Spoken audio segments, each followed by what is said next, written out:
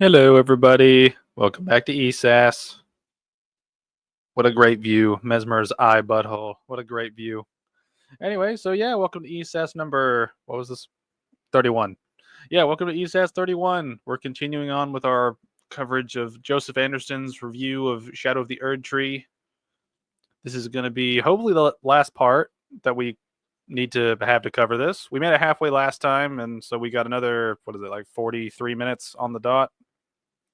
So, yeah, I don't have anything else to add before we start this, so let's get into the boss talk, which I've been waiting for since the last stream, but due to life stuff, couldn't get to it. But now we get to the meat and potatoes of this boss thing, and this boss discussion goes on for about 20 minutes. So, well, I mean, 20 minutes, and then like an extra like 15 minutes while he deals with Reddit for some reason. I don't know why this is titled something different, but we'll see how it goes. So let's just jump right into it. Wow, so just jumping right here, huh? That's all you care about? Boss opinions or bust? Don't care about any of the context this section might draw from the rest of the video. I see boss in timeline, I get neuron activation. Go back to the start and watch the whole thing. Do not collect 200. In a weird mood for this one. Sorry. It's going to get even weirder. Let me try to be really clear at the very start of this. I do not think that the problems that plague too many bosses in the base game have carried over or been made worse in the DLC boss fights. That is something where we disagree quite a bit, I would say. But let's see what he has to say. But I also think those problems are still present in the base game. I experienced them again fresh when replaying the game before the DLC, and after doing the DLC, I went back and fought some of them a second time, and I still think those problems are present. The DLC fights are a huge improvement. In fact, I think Shadow of the Erdtree has the best suite of bosses that From has ever made, and that might even hold true when putting whole previous games up against them. It gets a Okay, he's making some really, really broad sort of like, this is great. And it's like, we have a massive difference of opinion, my dude. Let's see what let's see what he does to substantiate this, or if he's just gonna say they're difficult and they're good. Because I remember the first half of this video being kind of frustrating given some of the stuff he talks about. a bit silly though because I have to break off DLC packs to do that. I think the Erdtree array is better than the spread found in Dark Souls 3, for example, but if you add Sister Frida and Ring City's bosses to them, then that's now better than Erdtree's set, I think, if that makes sense. That's pretty high praise still, and I think it's justifiably earned. I mean, again, he's like putting up a comparison without actually substantiating what that comparison ultimately means when it comes to the bosses, right? Because it's one of those things, right? Like if you compare um Shadow of the Erdtree's DLC like bosses, and I'm talking like unique ones, not like repeated ones or like regular enemies just thrown into a dungeon, but like the big ones, right? So I'm trying to think of them off the top of my head. So you've got the lion guy, you've got Midra here, you've got Bale, you've got the dude that rides the horse and chucks like blue flame at you.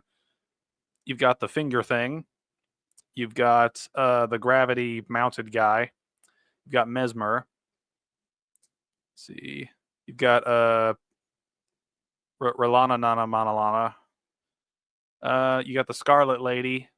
And then you've got Radon 2.0, right? So you've got 10 sort of unique bosses in the DLC, right? So that's 10 unique ones. All right, that's pretty good for a DLC for like a Souls game, right? In general, right? Like even all the Dark Souls 2 DLC doesn't eclipse that in terms of unique boss fights. You know, and that's and Dark Souls 2 has the most DLC out of any of these games previously, right? But the caveat to this is, what is he trying to get at when he compares the Ring City bosses, or not the Dark Souls 3 bosses, including the DLCs, to this? Like, is he just going straight quantity of like, or is he mixing quantity with difficulty, or like he's not really given a metric for what this comparison means? He's just kind of compared it and said, look, if you compare these two, sometimes it might be better, sometimes it might be worse, depending on if you include the DLC to Dark Souls 3 when comparing Dark Souls 3 to Elden Ring's DLC. It's like, that's a really strange comparison. I don't understand what you mean by that. It's not very clear. Also, like from the boss footage he's shown, he tends to do the same sort of strategy over and over, where he gets like two-handed attack or big weapons and then just jump attacks over and over. I've seen that in several clips throughout this video, and it's one of those things that makes me think he fights every boss the same. Which, given some people's builds, sometimes that's going to happen anyway. But it seems like one of those things where he just does the same shit over and over, and that doesn't seem to get boring to him like it has for me and several other players. But we'll see what he says. I didn't expect this to happen, and because of that, I don't quite understand the discourse around the DLC's difficulty at the moment. I wonder if the Spirit Ashes can somehow make it harder in a way, because the bosses have so many AoEs and big combos that can come out of nowhere, that if you have aggro split and you think that it's on your Spirit Summon and not you, you can just get wombo combo down to dead out of nowhere. So maybe that's where some of the difficulty talk is coming from. Well, I mean, that's certainly a part of it, and it is very noticeable that this DLC punishes you for using summons, right? It's right, like particularly the ashes, the ash summons, right? There are so many bosses that do not give you an opening to summon, like a lot of bosses in the base game, and that's a problem when you have when you have when you have ash specific boosts in the DLC, right? Like you have your Skippy Tree fragments, as we affectionately call them, for the player, and then you have the ash um, boosts, dust stuff to boost the ashes, right? To boost your summons. When you have an entirely separate system for upgrading your summons, and then you make it difficult to summon in a fight without running an extreme risk of taking damage, given how long it takes to summon, you're discouraging players from using the mechanics in your game. You are creating conflicting mechanical encounters when you have boosts to summons, but then you don't let bosses give players enough room to summon. Right? That is a conflicting ideology when it comes to like how you want players to play the game. Right? Now, and what he's talking about here about summons kind of making fights wonky, that's been a problem throughout the entire From catalog, going all the way back to Demon Souls. Summons really screw with the AI. I think Elden Ring may be the worst one of the bunch, given my experience with it. Now, I've played a lot more co-op with Elden Ring than I have all the other games, um, so it's probably a little bit more biased, just because I have got more experience with co-op in Elden Ring by comparison to like Dark Souls or Dark Souls 2 or Demon Souls or Bloodborne or whatever. But it is a noticeable problem when the boss is winding up a big attack and you're trying to get somewhere when it looks like the boss is obviously aiming at your summon or at the other entity in the room. And then when the attack snaps to you and damages you, it feels really unfair. Like it feels like the telegraphing is not accurately displaying who the boss is targeting, right? And at that point, your strategy sort of becomes, the strategy for a lot of the bosses tends to devolve into wait to see what attack they're doing on which one of us and then punish afterward, right? It's no longer about strategy as much as it is like, okay, when do I need to time the next dodge? And when do I get my one hit in before I have to repeat the whole process again of waiting for a telegraphing and waiting for an attack to go through that may or may not go towards me, right? It's a very long-winded sort of boring system of wait to figure out what the fuck's going to happen, roll at the right time, hopefully, and if I roll at the right time, hit the enemy like once or twice, and then wait for the next attack, because by the time you get your one or two attacks in, depending on your weapon type or what attack you're using, the boss will wind back up to do another attack again. Bale's a really good example of this. Like fighting Bale becomes really tedious because a lot of his moves like make him basically out of reach of you, especially when your only targeting reticle is like on his head, right? So if you try to target him to keep an eye on what's going on, you can only attack his head, which limits, where you can focus your attacks more precisely. But I don't want to get into a Bale rant here. But like, getting back to what I was talking about, the summons, the summon aspect of these fights is a drastic negative for multiple reasons, right? You have Ash summons that are boosted by stuff in the DLC, but you make it difficult to summon during fights because the wind up to summon is usually long enough to have the boss, hit you, after you have an opening, unless they do a particular attack. Most bosses have enough time to slap the player unfairly, in my opinion, where they are just trying to summon, right? And Bale is pretty notorious for this. given the fact that as soon as you enter his arena after you like die to him once, he can flame breath in the time it takes you to summon, which will hit you, which will damage you. It's very, very tight. You got to be like frame perfect to get a summon off and dodge that flame attack without him like tagging you. Another one is he will do his jump and drop attack, which can one hit KO several players depending on your build. And then you have the charge he does, where he just rushes forward, and when his entire body is a hitbox, and it goes to hit you, and you can't physically dodge out of it because his body is massive, that makes summoning even more frustrating because you've just summoned a summon that may potentially get damaged immediately upon spawn, and now you're on low health because you were hit by a massive dragon whose entire body was a hitbox, right? That's one example, right? Several of the other bosses have this same problem. Radon has this problem where as soon as you walk into the fog wall, his next attack, or sorry, his first attack can be a very, very quick the gravity jump, spin, and slam down AoE, right? Which will usually tag you if you're summoning. On rare occasions, and I fought him several times over the course of a video I'm working on. Very rarely he won't do anything, letting you get the summon out, right? That's rare. Like in the times I've probably fought him at least, or I've entered his fog wall at least probably 100 times by this point, right? If not more. I need to do a final tally on that just to see what that's dealing with. But my point is, he doesn't give you that much room most of the time. Bale doesn't give you enough room most of the time. Renala, which is what I'm calling her because I can't remember. I keep getting her name confused with Renala and Rolana. It's just confusing. Magic Dual Sword Woman. She gives a little bit of an opening, which I think is good. Like that's a good thing. The Lion Dude gives a little bit of an opening, but again, it depends on the attack they choose to use. The finger thing gives plenty of wind up, which I think is good. That's one good aspect of that fight.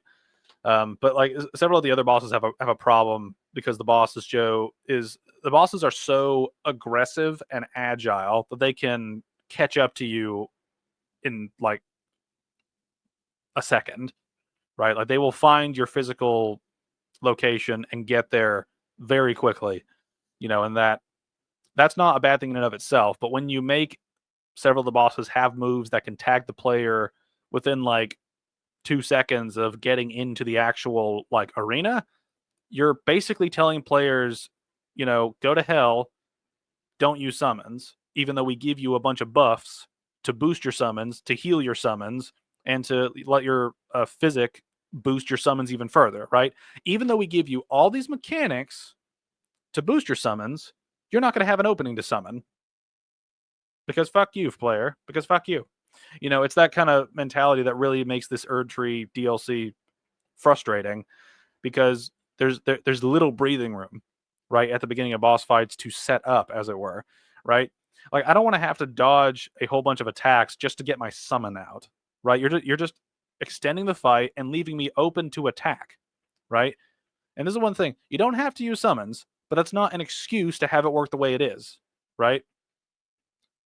And that's one big thing that I've seen a lot of people talking about across this thing is, oh, you don't have to do X. It's like, well, I can do X. And when I try to do X, the game screws me for it, even though the game has set up that I should do X, right? It's a evolving problem throughout this game in general, where the game is teaching you to do something and then discourages you from doing that or causes extra damage to you or extra penalty to the player for doing the thing the game has taught you to do, especially regarding summons, right? And this is one thing. This is not a problem unique to the DLC either. There are some bosses in the base game that have this as a problem as well. The opening fight with like your first encounter with Melania, right? The first time you go in the boss door, she immediately winds up and attacks you as soon as you get in there, right? And that's annoying. That's one thing I really don't like about some of these boss fights is how they immediately put the boss in your face or immediately position you in range of a boss attack that comes immediately after the cutscene ends. Like, if you're going to have summons and you're going to have such a big wind up to summons and such a long animation to summon them, and it's the thing, if you're going to have all that and you want the player to use summons, you need to give players opening to use summons, right? And again, it's just one of those things that's really frustrating about the DLC is, I've died plenty of times because I've tried to set up my summon and then Bale one-shots me, right? Or Radon hits me with an AoE and like half my health is gone, right? It should not cost you a flask to summon your summon, basically. Now, obviously, like special summons, like the golden summons, those act very differently most of the time. But again, uh, Bale in particular feels like the developers deliberately are trying to troll players with summoning because he has so many attacks that will punish the player if you try to summon the ashes, and then you have the one summon on the floor of what's his face, which is kind of hard to find given how all the flowers and multicolored shit all over the arena floor. It can be a little difficult to see while also positioning yourself in a way where you can purposely summon him when Bale is probably going to immediately attack you as well. Right? It's a lingering problem in a lot of boss fights, but I think Bale is probably the most egregious. I have to think on this more, but the summon issues with the bosses is very noticeable, both in terms of when you can summon the summons and how those summons affect the dynamic of the fight. Also, because so many bosses have so many AoE moves that your summons are basically going to get hit no matter what.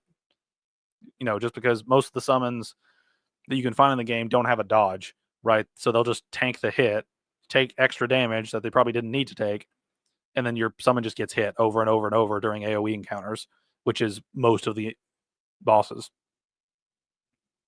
Actually, it's all the bosses now I think about it. Every single main boss has a big explosion move of some kind, and some of them are really spammy with it. Bale's a good example. He has a lot of AoE moves, or at the very least, a lot of big sweeping moves that deal a lot of damage over a very wide range. And again, it's just one of those things where, you know, it's one of those things where they made all these systems to buff summons just for them to get tagged by a bunch of big attacks that the AI can't comprehend how to dodge. And then you have all these extra things like all these different healing moves and physic tiers that let you boost your summons even more. It's like you're just creating an arbitrary problem and then giving us a bunch of options for solutions when we didn't need the problem in the first place. And this is again, this comes back to a problem with Dark Souls 2, right? And Dark Souls 2 wasn't the first to introduce this kind of philosophy, but it's that thing where you create a problem that didn't need to exist, and then you create a solution or several solutions in this game's case to deal with the problem. But the problem didn't need to exist in the first place, right? Like we don't need to constantly buff our summons with all these other things and heal them and everything like that. Like we don't need that in a game like this, right? And just adding all these extra healing dynamics to everything will just extend the fight in a way where you're looking for an opening to heal your summon without getting hit yourself. And that in itself can become problematic. And this is one thing that I think that has sort of drastically affected this game in particular. This is not World of Warcraft, right? This is not, um, you know, Overwatch. This is not a team-based game or a game with team-based functionality where you have your healer that heals the tank, right? Or you have somebody that heals somebody else, right? This is typically going to be a player with a little help from a summon deals with the problem, right? And when you have to go back and forth on the healing between the two of them, you're adding extra elements to a fight that I don't think this series excels at, and I don't think this series, frankly, can excel at without massively rebalancing bosses to be a little bit easier because of this, right? Which I don't think. And this is one thing. I don't think the bosses need to be getting easier as the franchise goes along, but I think they're starting to hit a brick wall where the combat becomes very tedious. And that healing, the summons, and all the extra summon crap that we've been talking about over the past several minutes, that feeds into the tedium of the combat. When it takes so long to get anything done because the enemies have long combos, really big AoE moves that you have to try to escape, and then you have enough time to maybe get one hit in, maybe heal a flask once, maybe get halfway through your summoning of a summon, and then the boss does another attack. The bosses have sort of become stereotypes of themselves. They take forever to finish and leave another opening, and that opening's small, and then they go back to another big event of whatever they're happen to be doing with a moveset. Anyway, back to the video. Or I'm worried it might be my fault a little bit, which is another reason I'm making this video when I really shouldn't be. It's similar to how people were speaking about the end gauntlet in the base game. I agreed wholeheartedly with the majority back then, but this time I can't see those issues. Bosses are, by and large, exceptionally well animated for telegraphs, have clear punish windows in addition to opportunities to slip in hits in the middle of combos, and don't chain attacks forever in unclear ways. And even when they do have these big, long, spectacle explosion attacks, if you deal with them, they usually have a big punish window as a reward for getting through it at the end without getting hit, knocked down, and having to heal. I know many Notice how he said you had these big windups after this big attack. Bale flies away from you. He's able to get one hit in, and right before this clip ends, right? Pay attention to what happens in this clip as it's about to end. Right? All right, Bale. All right, let me go back even farther. Okay, this is the big windup, the big attack. All right, you got AoE stuff in the way of Bale. He does his roar. He gets one attack in, and then he cuts because he knows that you have enough room to get one big attack in. But he thinks it's fine. And it's one of those things where I'm not against big spectacle moves, but the problem is that when you give players so much time dodging the attacks just to get one hit in, that makes the encounter very tedious, especially when you have different builds with different sort of limitations on how much damage they can do in a single like hit, right? You know, like a glass cannon build will have a much better time dealing with certain types of enemies because you have enough time to get your one hit in and then back off, right? But when it comes to like other builds that need time to charge something up, whether it be like a spellcaster or a some sort of arcane thing, you need more time, and you basically have to wait a while in between attacks to let your build work correctly. Particularly with like status effects like arcane and stuff. You know, if the bosses didn't have combos that were covered almost, 3 seconds after each one of them like goes on, and then they go on for like 10 seconds, if the recovery times were longer or if the combos were smaller, this would be a little bit more balanced for everybody.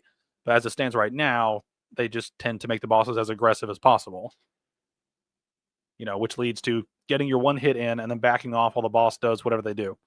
And it just that gets boring. Like all the bosses deal with that kind of problem. But they all have that kind of problem. Hey sheep, how's it going? This is one thing I don't get about this critique. He has an issue with the late game roster, but the DLC's lineup unquestionably doubles down on all the things he dislikes in the base game. Yeah, it's a confusing standard for him to set. It's like if you don't like the final boss gauntlet, what makes this DLC better? It's like, and it's one of those things where like he's not really substantiating a point as much as just saying this is better, right? Like I've not heard him actually make a point about why it's better. He's mentioned a criticism with summons and then said that this is basically a better finale, and it's like you need to prove it. Ring fans Like, let me back up. In unclear ways. And even when they do have these big, long spectacle explosion attacks, if you deal with them, they usually have a big punish window as a reward for getting through it at the end without getting hit, knocked down, and having to heal. See, this is one thing, right? He just said, if you deal with the problem, which is the most vaguest way to say, hey, if you correctly dodge at the right time and are in the correct position and have the correct like attack weighting, it's just it's the vaguest way of saying if you get good, you're fine. It's like the problem is not the problem is not the fact that you can get good, right, at some of these fights, right? Like the problem is the act of getting good because there's so much over punishment in this DLC, especially by comparison to a game that was already overly punishing. It's annoying. I know many Elden Ring fans are getting angry that I'm still describing the base game bosses in a negative way like this, but just bear with me, we'll get to it, I promise. And hopefully we can find some middle ground. These 11 bosses felt like the best fights in Dark Souls 3, taken up a notch or two in complexity and dynamic reactions that still felt largely fair and reactable, all with Elden Ring's far better game feel for basic movement and attacks, plus the jump as a new addition for defense and offense. Then on top of that, The variety is here too. It's not just big armored guy with a sword, only the big armor is a bit different and a bit bigger, and sometimes the sword is a hammer or curved in another direction or has a little enemy dangling on the end of it, Artorias 3.0, 4.0, 12.0, and so on. They're visual. I love how he just boils down every single one of those Dark Souls 3 fights to, hey, it's a dude in armor with a sword. It's like, come the fuck on, Joseph. None of those fights fight the same fucking way. You're just being disingenuous because you like this DLC. All right?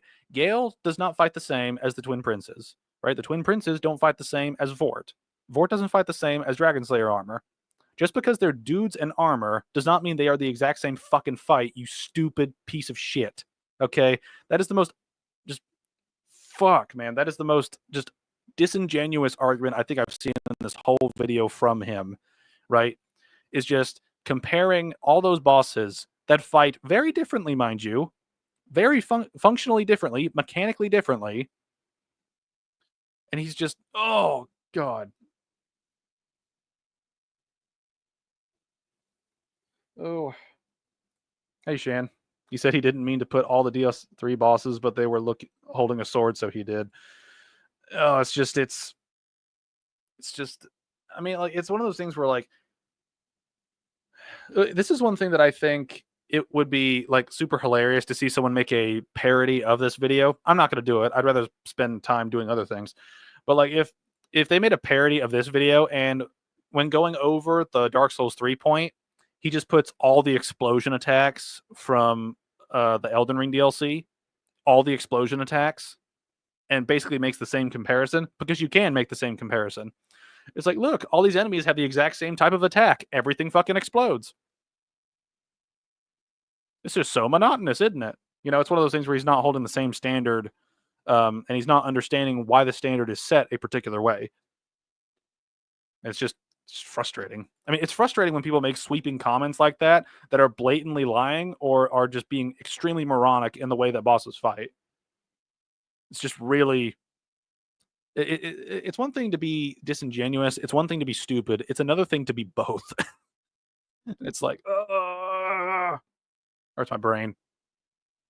Like he just had that footage and it lines up, so he didn't bother to pull up other recordings. Yeah. Also, he just meant visual variety, I think, not mechanical. Well, I mean, let's go back and watch the clip again because it sounds like he just was talking about in general, right? And this is one thing. He's in his other videos, he's made big sweeping comments before, right? Where he probably intends for them to mean one thing, but the way he says them makes them come across as a much broader sort of brushstroke, you know. But let's go back. Visually handling on the times this big armor and offense. Their game reactions felt like the best fights in Dark Souls 3, taken up a notch or two in complexity and dynamic reactions that still felt largely fair and reactable, all with Elden Ring's far better game feel for basic movement and attacks, plus the jump as a new addition for defense and offense. Then on top of that, the variety is here too. It's not just big armored guy with a sword, only the big armor is a bit different and a bit bigger, and sometimes the sword is a hammer or curved in another direction or has a little enemy dangling on the end of it, Artorias 3.0, 4.0, 12.0, and so on. They're visually and thematically fantastic and lots of fun to fight against. My least See, there's the thing. There's the kicker for me is lots of fun to fight against. He's including the mechanics in there, right? He may have said it in a really wonky way, but the way he has phrased it makes me believe that he is talking about the visuals primarily, but also is bunching in the mechanics as well. And again, this is one thing. If we have, let's just pick a random number, 11. Let's say that 11 bosses out of the DLC, the unique ones, let's just say that they all happen to have the same attacks, the same type of attacks, but they look different. The fights will become monotonous because of the way they fight, not because of the way they look, right? And while the Elden Ring DLC has a definite visual flair and the bosses are very cosmetically different, you know, I will give the game that. Like they are a lot more cosmetically different than Dark Souls 3 is. You know, when it comes down to the mechanics of the fight, which are the most important aspect of the fight, a lot of them fight the same.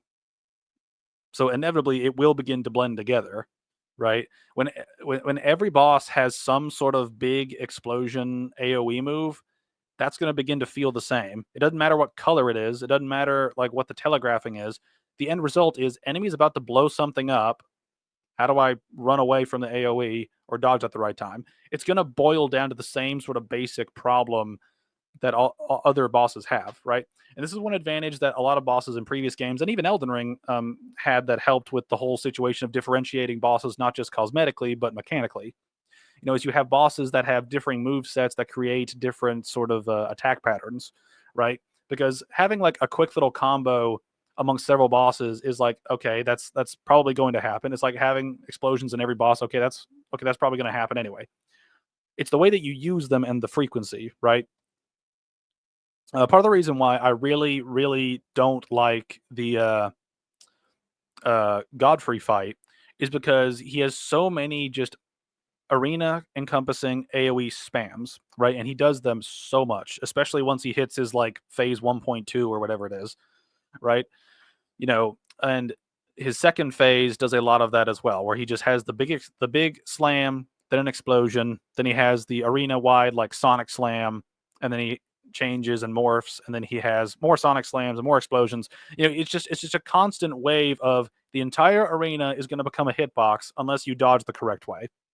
And then you have, like, for example, the Bale fight, where he does a lot of AoE damage. So you're spending a lot of time running rather than dodging, right? And I'm not saying that you run more than you dodge in these fights. I'm just saying that when it comes to it, a lot of the bosses just do massive AoE damage. Play or deal with it.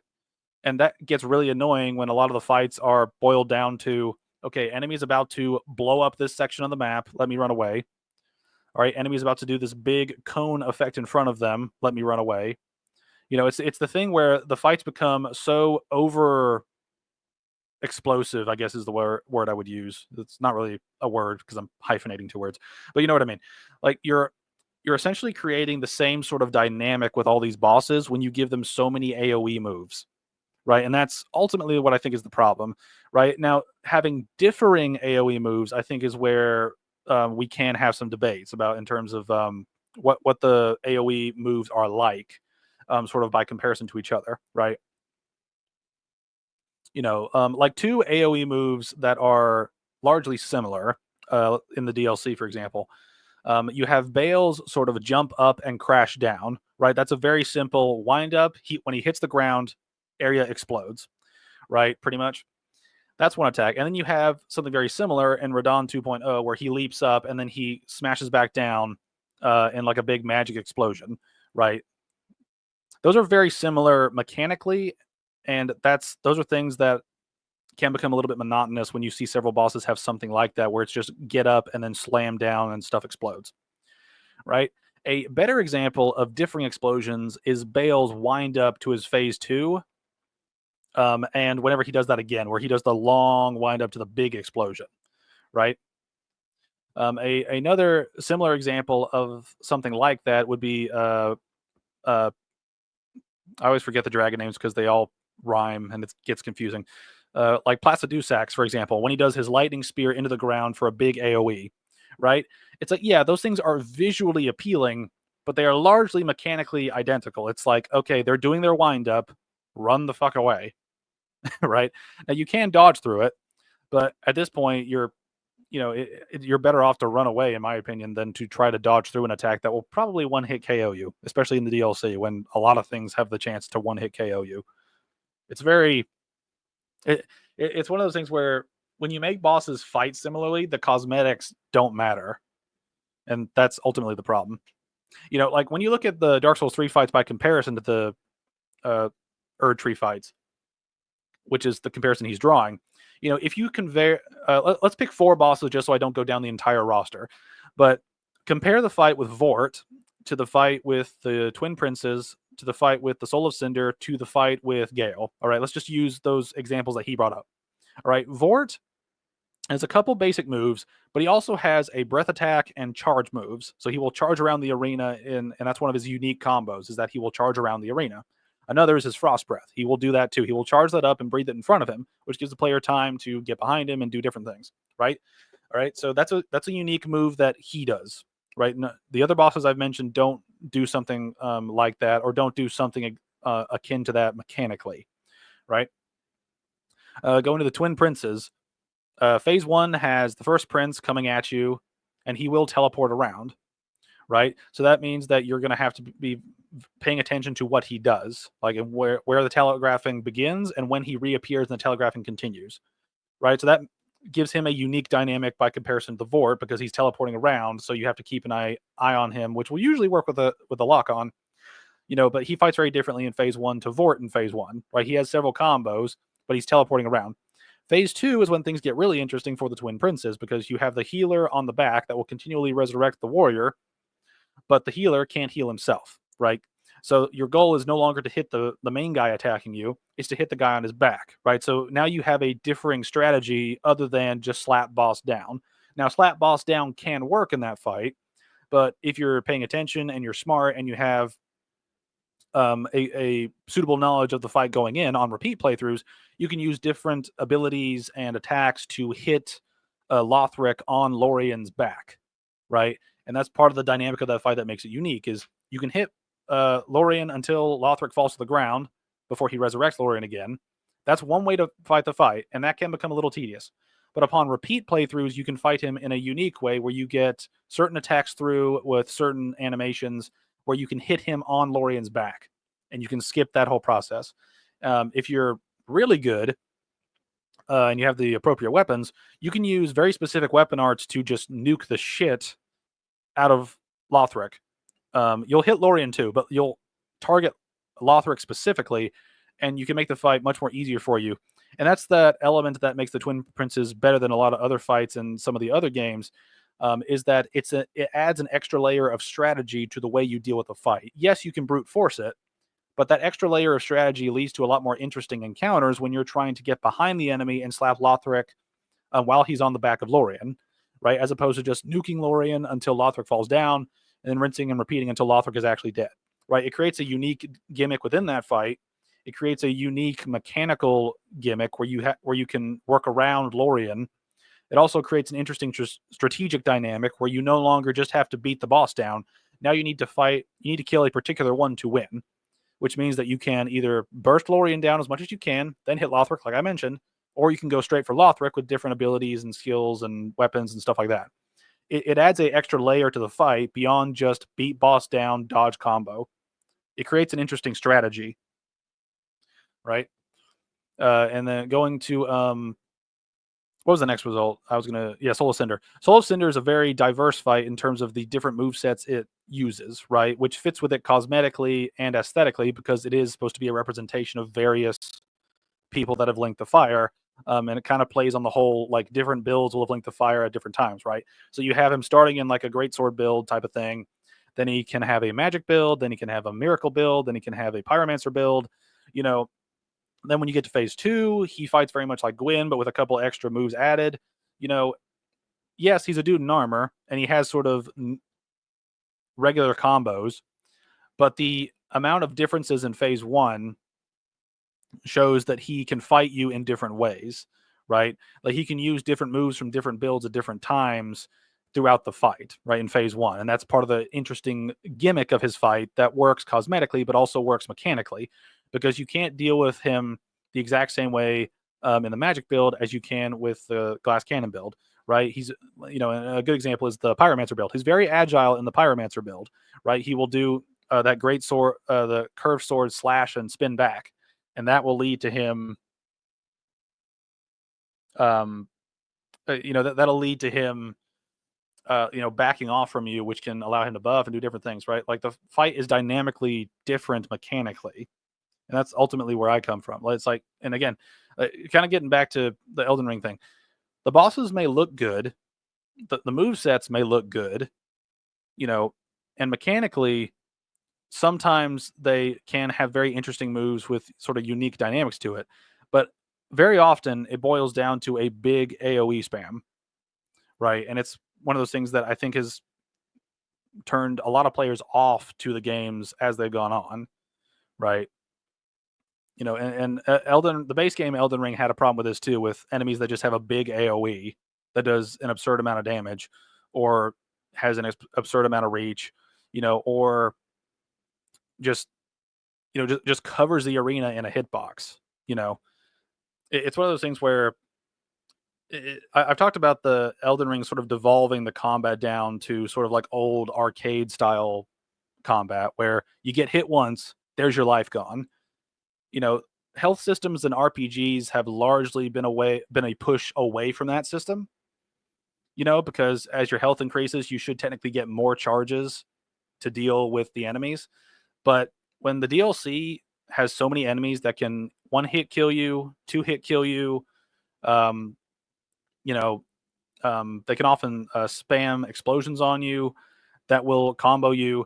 You know, when every combo and basically when every attack or every attack pattern ends up with you losing a life, pretty much, or kills you, that changes the strategy of the fight where you're trying to avoid damage at all costs because you know that if you make one slip up, you can completely get killed immediately, right? And that's sort of a level of difficulty that I think is going to adversely affect the series moving forward because you eventually get to a point where if this attack will one hit kill me, no matter what I'm wearing, no matter what I've got on, you know, unless I have like specific items that boost it to its maximum, I'm going to get one shot, right? When that becomes a common thing in the DLC, which it can be depending on how many skippy tree fragments you find, like when that happens, it leads to it leads to a dissonance between the player and the game where you're thinking, I basically have to get so good that I have to do this perfectly, right? And while every boss does have a weaker move that can, you know, do damage without um, you know, without killing you in one hit, they all still have one hit kill moves, right? One way or another, whether it be a grab, whether it be a big AoE move that lingers, or whether it be some sort of status effect like with Midra, right? You know, just like it's a lot of visual spectacle and AoE spam. And I think that's the biggest problem with a lot of Elden Ring's bosses is it's just a big blob of damage coming at you and it's colored differently. And I think that makes the fights blend together a bit when they all end up fighting the same way. Yeah, visually they're very different, especially in the DLC. You know, and I will give that to this. And I think this is, and again, going back to what I was saying before, I think this is what was ultimately saying. Like he was going for they are visually different, and he mentioned the mechanics briefly. But I think it's much more important mechanically to discuss what the bosses do rather than how they look, right? Like if we have 10 bosses that look very different, but they all fight the same, like they're going to become tedious over time. You know, they're going to become tedious over time because you essentially do the same fight 10 times to beat the content of the game, right? Or in this case, the DLC. You know, now granted, visually they are very diverse in that sense. You know, you have sort of like regular people enemies like Renala. You have weird monsters like the finger thing and the lion dude. You have people on mounts like Commander Gaius here. You know, you have Radon with his streamer on his back. You know, like these things help to visually differentiate the bosses, but it always boils back to mechanics because again, these are video games. We play them. It's not about how things look as much as how they function. You know, and that's my ultimate point with sort of this whole rant is that you know just because the bosses look different doesn't really add much when mechanically they can fight very similar and oftentimes have very similar moves where it's just big explosion that insta kills you, right? Or big AOE move that tags you over and over and over, like the gravity explosion moves from Gaius and Radon 2.0, right? That like those moves get really annoying, especially when you get combos that have combos on top of combos when you get to Radon 2.0, right? And he gets to his second phase. You know, when those combos are hitting you and then the light attacks come immediately afterward to double tap you, it's just a thing where it just becomes excessive.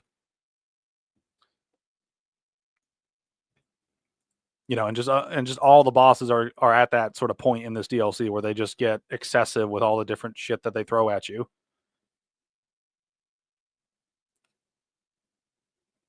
All right, I need to catch up on chat. I think I ranted for like 10 minutes there. Oh god, how much chat did I miss?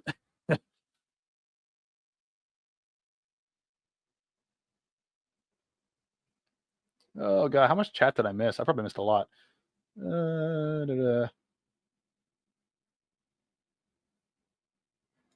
See, Lots of fun to fight against. Didn't know that getting one hit after a 10-second long super move was fun. Yeah, I'd agree with that. But if he means visual variety, then how are Yorm and Gale the same at all? Yeah, that's another point. I mean, while they're technically just a dude in armor, like that's a like that. It's one of those things where like a defense. I'd be curious to ask him what his defense of stuff like that is. So like, like because a very common criticism of Dark Souls 2 is that a lot of the bosses boil down to just dude in armor, and they tend to fight the same. It's dude in armor with a weapon of whatever type, with a couple combos, and that's it, right? Like it's sort of a very lazy way to differentiate bosses. You know, Whereas you go to Dark Souls 1 previously and Dark Souls 3 afterward, you can find plenty of bosses that are essentially a dude or dudes in armor, but they do fight differently, in some way or another. You know, like Artorias is very agile, right? But he fights very differently from Ornstein and Smo, which are two dudes in armor, right? And Gwyn fights very differently from both of them because Gwyn doesn't dodge you and buff himself. He doesn't, he's very hard hitting, and is relatively simple by comparison to the other bosses, but I don't think that necessarily makes him a bad boss. But anyway, I don't want to get on a rant about all the other games here. We'd be here for 10 years.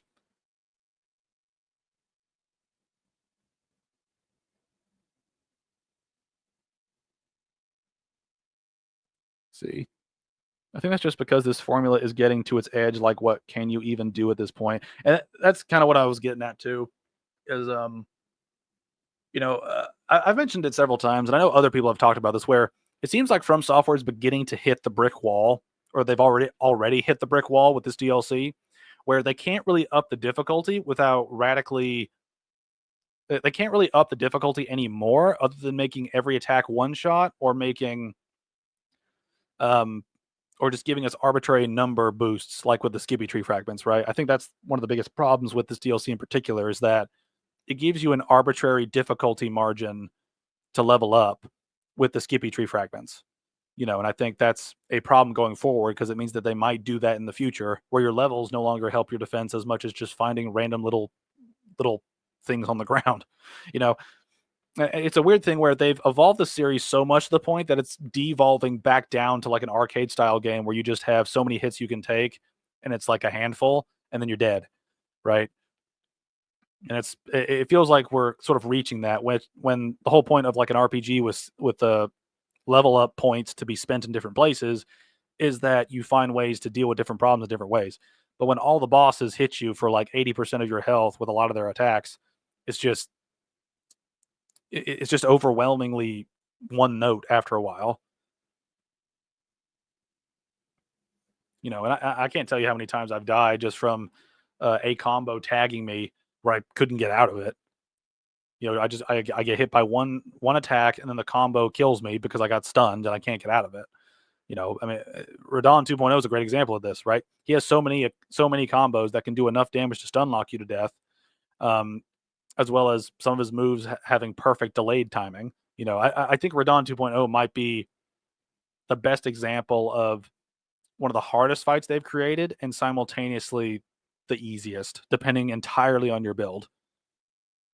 Because shield poke build will have no problem dealing with Radon.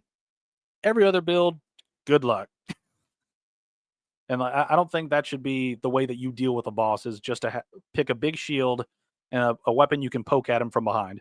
Right? I think if one build can completely negate your boss difficulty, then I think you've made a bad boss. Right. The AoEs are really, really cumbersome after a point, especially when they come across as very simple, but the way to dodge is completely off. Yeah, or when they do the multiple AoE thing, like with Bale's like big breath attack AoE. That's a good example of one that I would say was kind of like this, where it's like dodge through the like the sweeping breath attack, then dodge the initial second breath attack, but then you have to dodge the following explosion after the second breath attack, when the first breath attack didn't have an explosion afterward either. It's like just stacking. Like you're just stacking big attacks after one another that can do absurd amounts of damage. And you'll see it in the footage that I will use in my Elden Ring video whenever it comes out, where I just get tagged once and that's it. Game over. Like it's not so much about telegraphing as well as like timing, with a lot of attacks too, which I think makes the fights less engaging. I mean, timing has always been a big part, but when it's just timing, I think that undermines the whole point of telegraphing. If you just if you stick a sword in the ground and then an explosion is coming in 2.7 seconds and you need to hit dodge at 2.6 seconds into it, that basically boils the difficulty down to just to like a rhythm game where do thing in correct time or die, right? Like there's not as much strategy as it is hit the correct button at the right time. And I think that devolves the series down when the boss gimmicks boil down to that to deal with the problems with difficulty by just button mashing, at the correct time. I think that's a disservice to what could be done with bosses as they go along. Like I'm not against gimmick bosses. It does come down to how you do the gimmick. But when a lot of bosses just boil down to time this attack right or get insta killed, it's cumbersome. It's just really cumbersome, especially when the DLC bosses kick it up to like beyond 11. Now we're at like 15 or something. Anyway, my week is not going well. I have a terrible headache, but it's air. Well, I hope your headache goes away, and I hope I'm not contributing to it. Also, hey everybody, okay, have a good weekend. I think in some fights it's too incentivized jumping, right? Oh, it's too incentivized jumping, right? Well, I mean, that's one thing is like certain attacks are dodgeable through jumps, right? And I do understand that.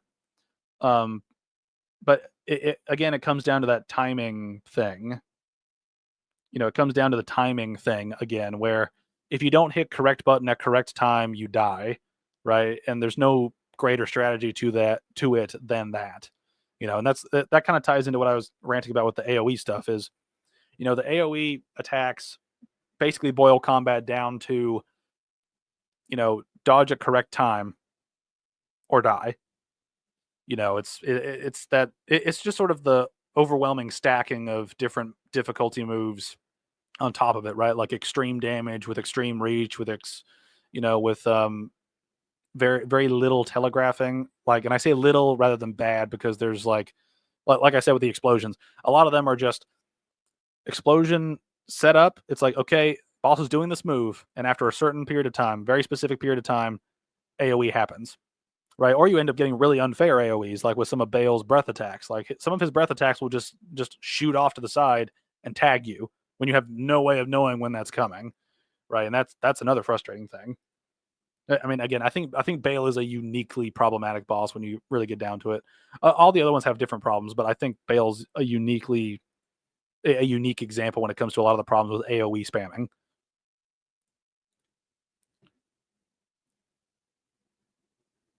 All right. See, I know Godfrey's incentivizes. I can't speak today. I'm sorry. Godfrey incentivizes jumping, but a lot of cases like Radigan has the AoE linger, and you'll get hit even if you jump. Yeah, like I've noticed there's a difference in I've noticed that there's a difference in certain bosses' AoE moves where you think you can jump, but I've not been able to find the timing after fighting the bosses like dozens of times. So I don't know if I've just not figured it out yet, or if you're not supposed to jump during it, right? And likewise, I think that having certain attacks you need to jump through and certain attacks you need to dodge through, I don't think is a good system for dodging because I've had several problems where, if we get iframes during parts of these, right? Like if you get iframes during a roll with a jump attack, I think that you should have enough iframes to get through the attack, right? I think jumping is slightly different because it's not really about iframes as much as positioning. Like they probably have the damage be like a certain distance above the ground, and if you jump over that distance at the right time, you avoid damage completely. That's the idea, right? But I think the blending of those two different dodging styles, along with crouching, the blending of those different dodging styles makes it very confusing on what you should be able to dodge at what time, right? Like there are parts in the Radon fight where you can crouch and poke him and his combos will go over you, but then there are moments where you can crouch and still get hit. So it's very confusing in terms of like when are you actually able to dodge, right? And I think that comes with the problem of having multiple abilities that will let you dodge in the first place, right? Like having a dedicated dodge with iframes sort of streamlines the whole dodging process. But when you add in jumping and crouching, which I'm all for, by the way, I have no problem with extra ways to dodge. But when you create different scenarios with inconsistent results, I think that causes players to default back to what they know, which is probably going to be the roll dodge. And if you get tagged by that, you're going to feel it's unfair, even though there might be certain situations where the game expects you to jump or expects you to crouch, right? It's that thing where when you give players too many options, it becomes confusing as to which option you intend the player to do, right? And it ends up feeling unfair rather than a challenge where you hit the wrong button at the right time. And I think that's something that this series could learn from is, maybe better telegraphing on which attacks need to be jumped versus dodged versus crouched, right?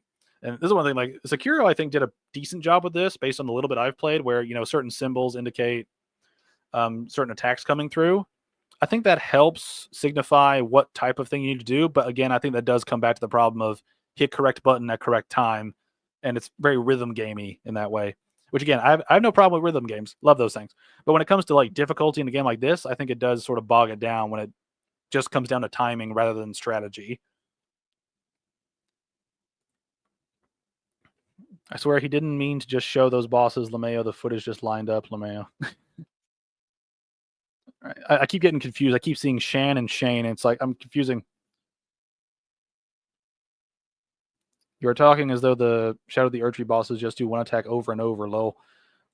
I mean, they don't do the same attacks over and over, but they have a problem where sometimes they can do the same type of attack, which is sort of what I'm getting at. Yeah, there's a reason Soul Cinder is a run killer. I talked about this with Vengaris too. One-shotted by Bale with Blessing level 10 and 10 heals out of 14. Yeah, and like it's happened on my streams, which the streams are a little choppy, but okay. So for just sort of like context of where I'm coming from, in terms of playtime, right?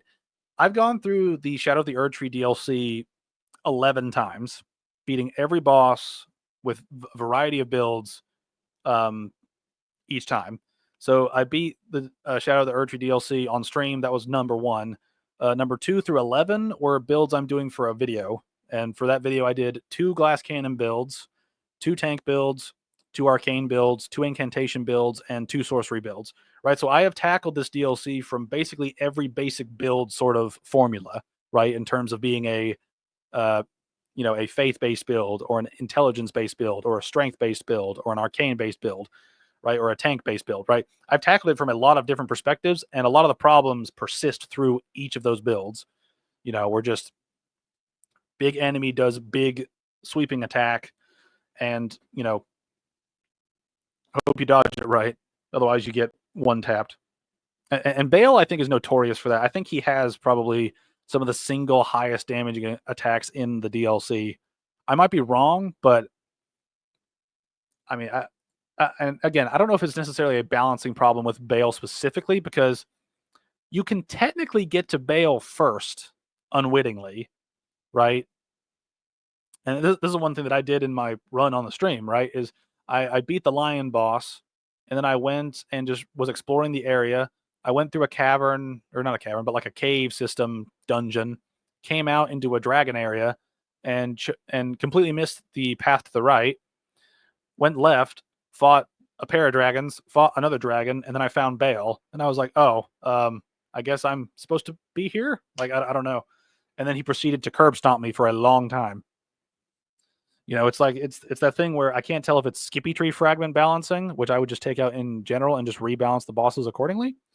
But it's just one of those things where I don't see how they expect players to get good when bosses can kill you in one hit so many times. And I think that's ultimately what makes these games different from sort of the games that came previously is, a lot of the Elden Ring content, particularly in the end game and the stuff in the DLC, the bosses hit so damn hard that you don't really have time to get good when you get insta killed, right? Like or you get a combo stomped like in like 2 seconds, right? And I think that's part of the problem with the DLC is just the enemies hit so damn hard that you don't have time to use your healing, and you don't have time to see the telegraphing and figure it out, right? A lot of it, like a lot of the knowledge that you gain comes from successfully doing it, not failing to do it, right? And I think that's something that was a lot more evenly balanced in the previous games, where failing at something would do damage to you, but it wouldn't do enough to just outright kill you immediately, right? Or combos would knock you down, so you wouldn't get completely killed by the combo, right? Like certain moves would insta kill you, right? I'm not saying they didn't exist prior, but I do think that Elden Ring pushes it to sort of its limit, where now it's all about difficulty rather than getting good. If that makes sense, like it's the difference between letting the player learn versus making the player suffer, until they just acquire knowledge through figuring out what does work. And I think it makes things feel grindy, right? Where you're grinding to get good. Once you do get good, the fights can be more engaging, but at the same time, the room, the what's the phrase? I'm forgetting it at the moment, but it's not the account of error. The margin for error, yeah. Like when the margin for error becomes so tiny that the player can't learn after getting hit, you make every boss fight more tedious because you get killed almost immediately, very quickly. Don't have time to heal, recover, and learn more. You just end up getting reset over and over and over, right? And I think that can become a problem when it comes to like learning the boss's moveset, when a combo can kill you in 2 hits, when one move can one shot you, right? Like it takes away the getting good factor. Boils down to, did you randomly figure out the correct way to deal with an attack, right? Or did you suffer through 10 deaths that were immediate because of something that you didn't figure out until you successfully did it on your 11th try? It's that thing where the margin for error is adversely affecting how you get good. And I think that is another problem. Again, I keep ranting. I'm so far behind in the chat. I apologize. He killed me in one hit in phase 2. 19. So you're saying Romina and Relena fight the same? I'm forgetting which one's Romina. I'm sorry for straw manning. I couldn't help it. Oh, for me, it's not that they spam the AoE. It's the fact that every single major boss seems to have a boring get off me move that they can use repeatedly. That's another problem, is bosses just running away from you. And which is really annoying when they tag you and then run away. So even if you successfully like dodge the tag that they're trying to get, they still like run away from you and like go like halfway across the arena, where you can't hit them unless you're like a particular build.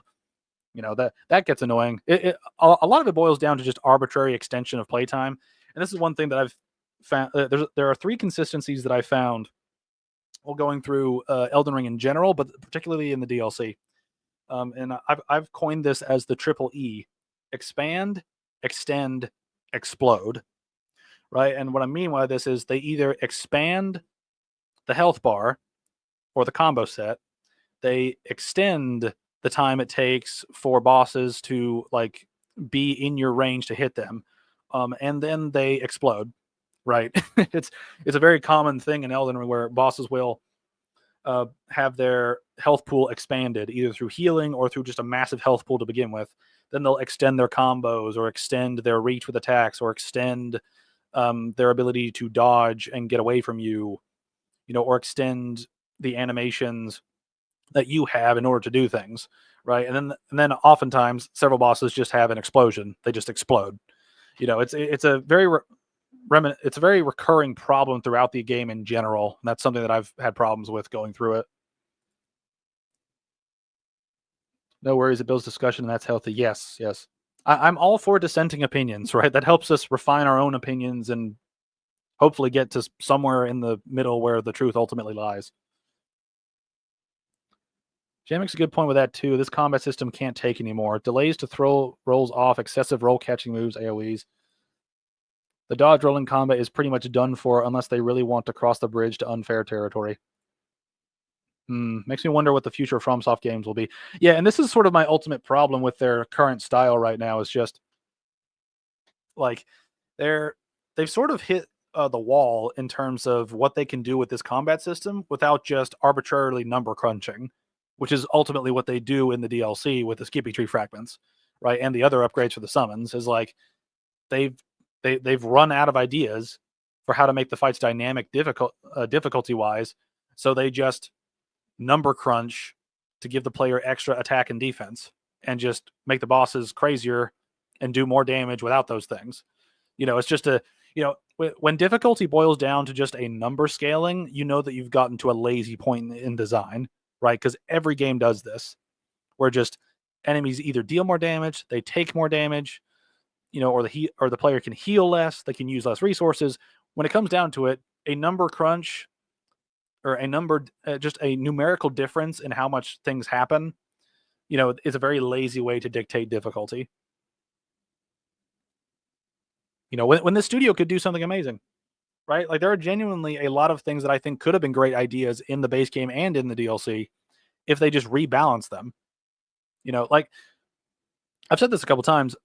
As I've played Elden Ring more, Melania has actually gone up the roster for me. Like she used to be a really annoying boss for me, and she still is to a certain extent. But over time, I genuinely think that Melania could have been the best boss From Software has made. Right now, granted, I've not completed Sekiro, so take this with a grain of salt.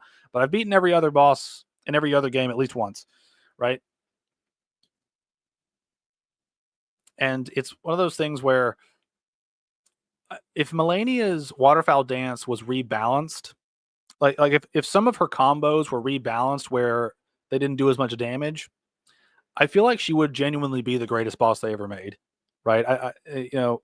Like because I think the thing that tips Melania over the edge is the um is the overdoing of her mechanics, right? Like she heals too much, she does too much damage with that waterfowl dance, right? Like like it's an attack that it's a game changing attack, right?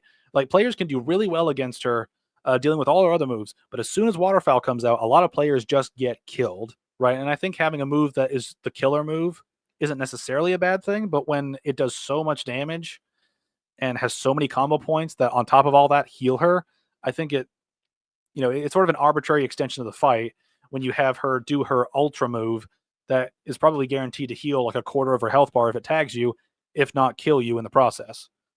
It's overcompensation at this point. But I think if they rebalance those things, I think she'd be the best fight they made.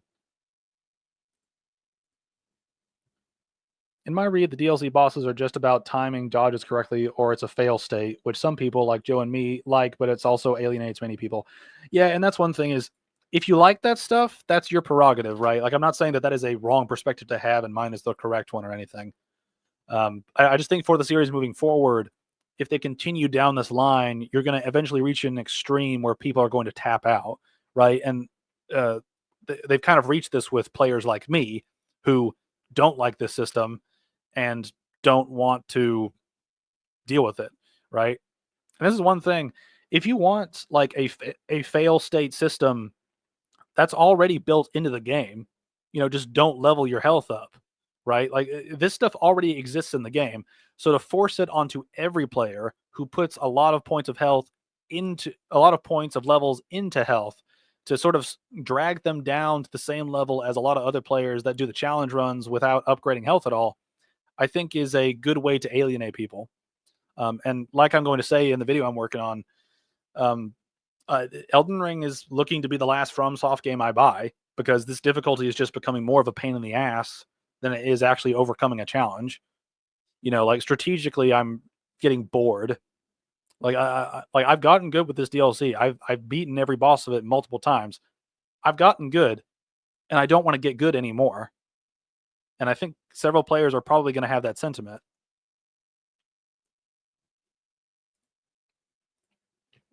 It for sure alienated me. I was already iffy on Elden Ring's base game bosses, but this DLC really, really turned me off boss wise.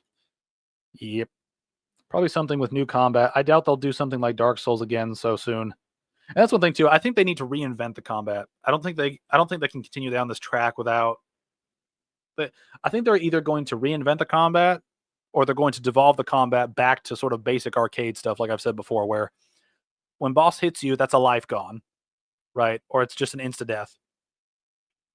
And you just have to slowly chip at the boss and dodge perfectly over and over to actually win. You know, the mistake allowances are getting smaller and smaller in fights. You know, and that's I don't think that adds to the game. Something bit different like Bloodborne and Sekiro. I think Sekiro, like not Sekiro specifically, but I think something like Sekiro would be a good step in the right direction. I like how we've not been watching the video; we've just been talking about the talking about the game forever. I'm trying to catch up on chat so hard; it's crazy. Ooh, that'd be exciting to see. I love the whole medieval feel to the Souls Elden Ring games, but I like different settings. Yeah, I think they should do different settings. I've heard people liked Armored Core, but I've never played any of those games, so I don't know how it stacks up in terms of them doing Armored Core things that are separate from the Souls difficulty stuff, or if it's something else. And with new mechanics that those settings allow, like guns and Bloodborne or Sekiro with a grappling and swordplay, yeah, like they've got options. I think is the main point to stress. They have options. They just need to expand on them. Maybe one way to progress in this system is to increase the player's arsenal, like giving more ways to counter enemy attacks. Yeah, I'd agree with that. This, though I personally am a bit done with dodge rolling after shadow, I'll skip out on future games that have it as a main mechanic.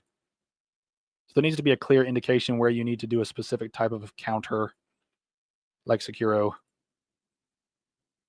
Well, Vangeris has a lot to read. I'm still catching up. I'm almost there. Guys, let's cool down and let him catch up. Oh, I appreciate it. Or we'll be here for the whole day. He is catching up, chat. Yeah, I see. Okay. I'm caught up. I caught up. Okay, let's get back to this video so we can actually finish this today. I think I talked for like 20 minutes on this. Least favorite fights of the main ones are Commander Gaius and Matir, and I don't even think these two are bad, just kind of meh compared to the others. Let's go through them one by one for some. This is one thing. I'm probably not going to give my review on every single boss that he talks about. I'm mainly just going to refute a point that I think where I think he's being either disingenuous or I think he's wrong. So I'm not going to talk about every single boss he brings up. It only took half an hour. Oh, I need a drink. Some commentary, but we'll keep to at most one paragraph for each since we're already 20 minutes over time. I'm so bad at this. How long is left on the video? It's another 20 minutes after this, isn't it? The Lion and Rolana are the only two here that make me worried that I lucked into having a good time with them. For my first few attempts at Lion, I was thinking that all the comments I read about the DLC boss designs were right. It was a difficult boss to read since it's one of those FromSoft classics where the attacks are also movement, and so it can be hard to gauge. But it suddenly clicked with me and I was able to intuitively feel out enough timings that I could rumble with the boss and dance back, kind of like the corrupted tree beast things in the base game. I loved the design, the music, and the elemental switches as the fight progressed, and I hate that the boss was casually repeated in Ra Ra Ruins since this one felt really unique with its fancy cinematic introduction and everything. Not many bosses in the DLC get one like this, and yet this is the one that's repeated for some reason. There were camera problems on this fight though, and you should keep that in mind going forward. Rolana also feels like a dancer. I like how he threw in that criticism at the end. It's like, by the way, the camera fucking sucks. It's like, yeah, that's a problem for bosses. This is the thing where, like, when you make bosses super agile, the camera can get really screwed. Now, while the camera in this series overall, I think, has improved over time and become more consistent, I have had a couple issues here and there where just targeting gets weird. I don't know if that's something they can fix. Like, I don't know if that's fixable. You know, I don't make video games, but I don't know. It would be interesting just to see what would happen if they had like a second go. Like, it'd be really interesting to see what would happen if they had a second go round of their games where they could just do whatever they wanted, but they had to keep the content and just tweak it. But yeah, I thought it was really funny in my initial run of Erdtree where I beat the lion guy first try. Now, granted, I had a really good summon, and I did have, I think at the time, a bleeding glass cannon build. So I had like a lot of overpowered shit, right? But it was fun. I think it is possible to fix the camera. I mean, again, I don't know. So let's hope so. Or at least to make it better. Yeah, I mean, personally, I'd make bosses dodge in directions that aren't like around the player. You know, like if you've got like a camera, I'm gonna rant about this for like a minute. I promise. I won't rant about this for too long. But if you've got like a camera angle that's like, let's say 45 degrees, if the boss is, let's say, or let's say 90 degrees is the camera angle, right? If we have a 90-degree camera angle and the boss is at 45 when you're focusing on them, when you're locked on, I think the boss should dodge to the left or the right up to a maximum of the 0 degree or the 90 degree. I think when they go out of your reach or when they spin around you, that's when the camera can really screw up. And I just rather avoid that situation altogether and just have the boss do something different.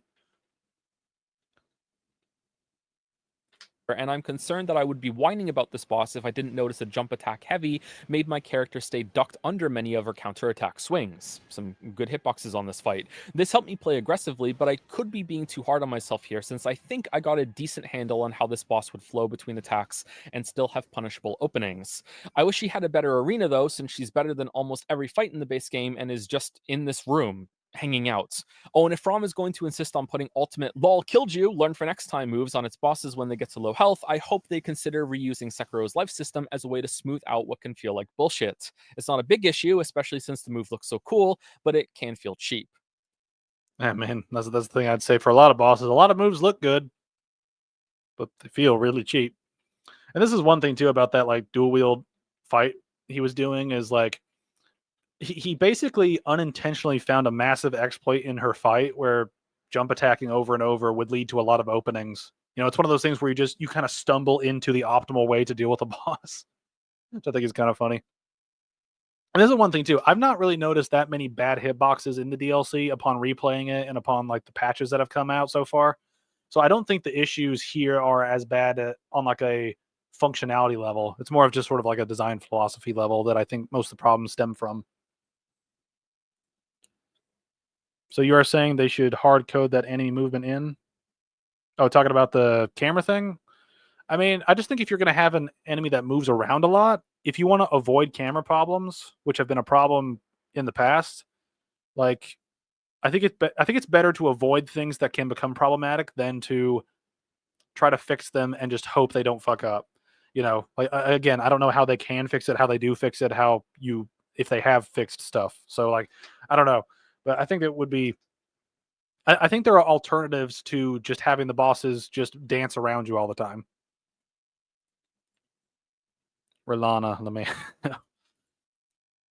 That sounds so exploitative because you would just stand where you know the boss is not going to move in a certain way.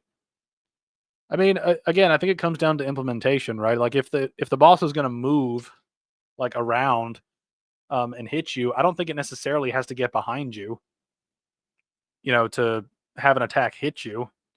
And I mean, I think it really just comes down to execution, right? Like I think if like to avoid camera problems, you can create bosses that don't spin around you constantly, right? Like the dogs in Elden Ring, like the regular dog enemies are really annoying for getting trying to get behind you constantly and spinning around. You know, it's just it's kind of motion sickness inducing when you are fighting enemies and then a particular enemy shows up and it spins around you and disorients you. I think that problem persists with bosses that do the same thing, but instead of them being enemies that spin around, they're usually doing an attack while they're spinning around you, right? And while I'm not necessarily against battles that have stuff like that, I think that if you want to avoid camera problems, it's best to not do it. Now, if they can do moves like that and have the camera function properly, that's good, right? And for a majority of bosses in this game, I would say that um, when it comes to cameras moving around quickly, they do a pretty good job of keeping the camera on your target. I do think it just disorients combat when you're in the middle of an animation you're committed to, and then the boss does a crazy dodge move that um, just causes you to die or not die, but like get tagged when by all accounts, like you should have been fine to like hit the boss, and then the boss would have like done something else. You know, I think the obsession with making bosses really agile and move around a lot for spectacle reasons, I think can lead to mechanical problems that they need to think through more often. Again, I don't necessarily think that like having bosses move around is the problem. It's the way it's implemented and the way the camera functions within that. Let's see. I think it's just not easy to implement that method like that. They surely thought about it right. I mean, again, it comes down to execution. I haven't had like any bosses in these games that have been a serious camera problem. For me personally, I mean, certain moves can be like that, but some bosses just haven't had an issue with me, even though I've heard they have had issues. Nameless King was a notable one in Dark Souls 3 where a lot of people complained about the camera, but I personally never had issues with the camera in the fight. Again, I played the game well after patches and stuff, so I think it's just again, just comes down to implementation. Anyway, let's finish this video. Rolana is also the boss that made me wonder about frustrations when fighting in tandem with spirit summons, because when I tried out my Mimic tier here to see how the DLC bosses handled them, it almost soloed it. I started to get really worried that I wasn't going to be able to fight this boss legitimately after this because, yeah, it came really close to killing it on its own. So I don't think the spirit summons are lacking power. It just might be that the boss AI doesn't really work well with them, especially when damage is tuned so highly. Maybe. I don't know. I mean, that again, going back to the summon thing, summons in these games are very difficult to account for from like an AI perspective, especially when it comes to balancing, because you have so many different summons that fight in so many different ways that balancing them appropriately, like for each boss, has got to be like unmanageable. And this is one thing, right? Like, I understand people not using summons. Like I can respect the people that don't use summons. But when you have so many summons, it's like the game's basically begging you to use them. So like I use them, you know. But it is a common thing in these fights where just having extra friendlies around can screw with the AI, and that's been a problem throughout all the games, from what I can tell. And I don't really know if there's a good way to fix it without just rebuilding AI and bosses and those enemies from the ground up. Like I genuinely don't know how you would account for the different AI and how they function compared to the player. Like that just sounds like an immensely massive amount of like that sounds like you need a massive amount of brain power to predict where players and summons will be across all the summons and across all the different player options for strategies to attack. Like I feel like it's just one of those things that we'll never get a solid um, solution for regarding the summons affecting bosses in weird ways. That's good RNG. Mimic, in my opinion, is B tier most of the time. His AI is bad. Yeah, I mean, some summons are really good just because they have like a dodge move. Like Taish is a really good example of that. Like she does an incredible amount of damage, especially with the death stuff. I forget what it's called off the top of my head. But she also has a dodge, which makes her a very formidable summon by comparison to others. Another good summon that has like a dodge is that one I forget the name of it, but it's the headless knight that can sort of teleport like around the arena while fighting. That's also a good dodge. I think more AI should have dodges, right? Which some of them do, but I think it's kind of funny how like Mimic tier mimics your entire build except your dodging. Like I don't even like, can the Mimic tier dodge? Like, or does it dodge like an AI would, where it dodges the wind up, but not the actual hit? I forget. Yeah, they definitely didn't tune the bosses with summons. Sheep, you have to be capping. Say Psyche. I can't Shane. Granted, I go solo most of the time, but Mimic tends to just eat hits most of the time or slow walk around the boss. Yeah, it's just again, just the summons are very inconsistently useful depending on like what boss it is. I've had a lot of summon issues with Meteor, the finger lady thing, just because I'll summon before the fight begins, and then my summon will hang back for like the first like third of the fight while I'm actually killing the boss. And it's like, dude, I summoned you to help me. Help me. Ramana and Midra came across as the most traditional Souls bosses of the group, well telegraphed attacks with a few delays and spell based twists on that basic read and roll foundation. Pretty standard and enjoyable. I think they would have both fit in well in Dark Souls 3, in terms of mechanics at least. My only issue with Midra was that he could sometimes follow his huge frenzy ball nuke with the laser gun barrage right away, and I couldn't see he was charging it because the flames hadn't cleared yet. I don't like this kind of difficulty. I did like that you could see a path through the exploding butterflies that Ramana can carpet bomb the arena with if you want to get back in melee range faster. This was a cool test to read and respond to the situation going on. While Midra looked awesome and had a disturbing introduction, I do think they could have leaned into chaos more for this one, the arena breaking apart or moving to a different floor of the mansion, or a more explosive mini phase 3 near the end. Like maybe you have to burst him down in a panic before he explodes because he's the frenzy flame, whatever. I don't know the lore, but it seems like it would fit there, right? Putrescent Knight is in a Yeah, so this is one thing about the Midra fight, right? I think Midra, his move set is largely fair, but the comboing of them, I think, becomes a problem. Like he said, like having the laser move right after the explosion is very unfair. It's very unfair.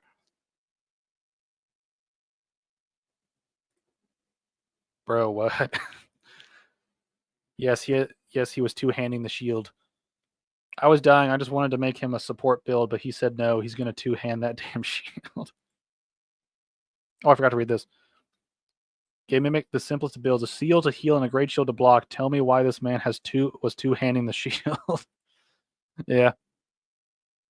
I love when he talks about the lore. It's so funny. Oh, man. Sometimes the Mimic tier can be really fun. Like, just the two of you rolling around just punching dudes can be very funny. Similar place, and also a familiar place. Madeira is just around the corner, apparently. This is a Oh, this is one thing I do want to say about the Scarlet boss. I don't like her wind up for the big explosion because it does a lot of damage and can stun you. So like getting out of it can become a problem. Also because it's a very immediate sort of thing. Like she doesn't wind up to it as far as I can remember. She just immediately starts to spread rot around her and you have to dodge back as fast as possible without taking damage.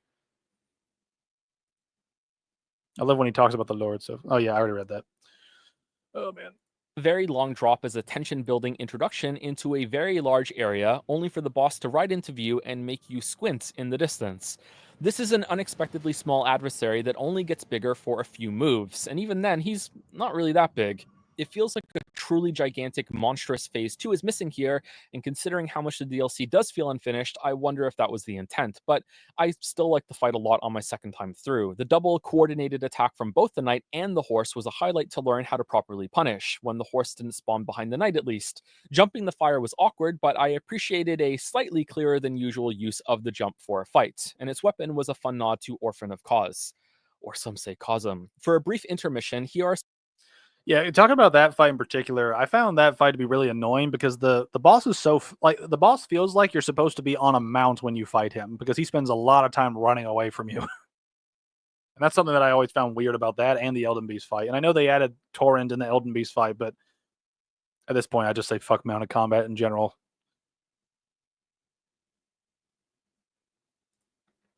The cast time is way too fast when she initiates phase 2. It's dumb.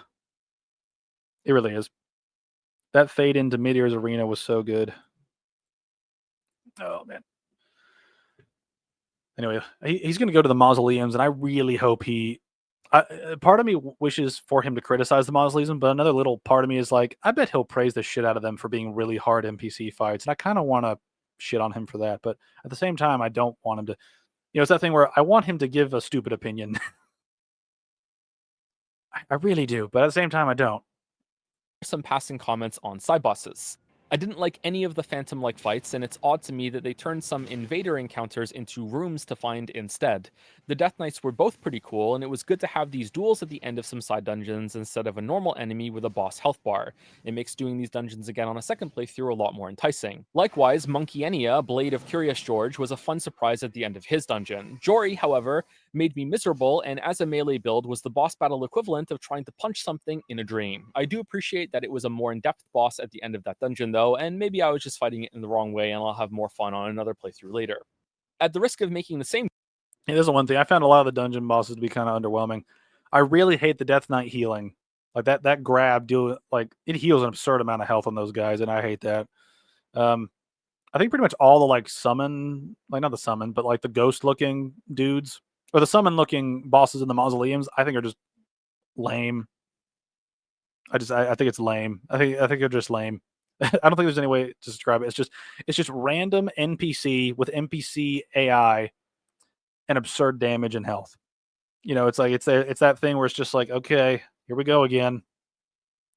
NPC dodging me, perfect timing, massive damage, yay. On top of a flask, yay. Kill me now.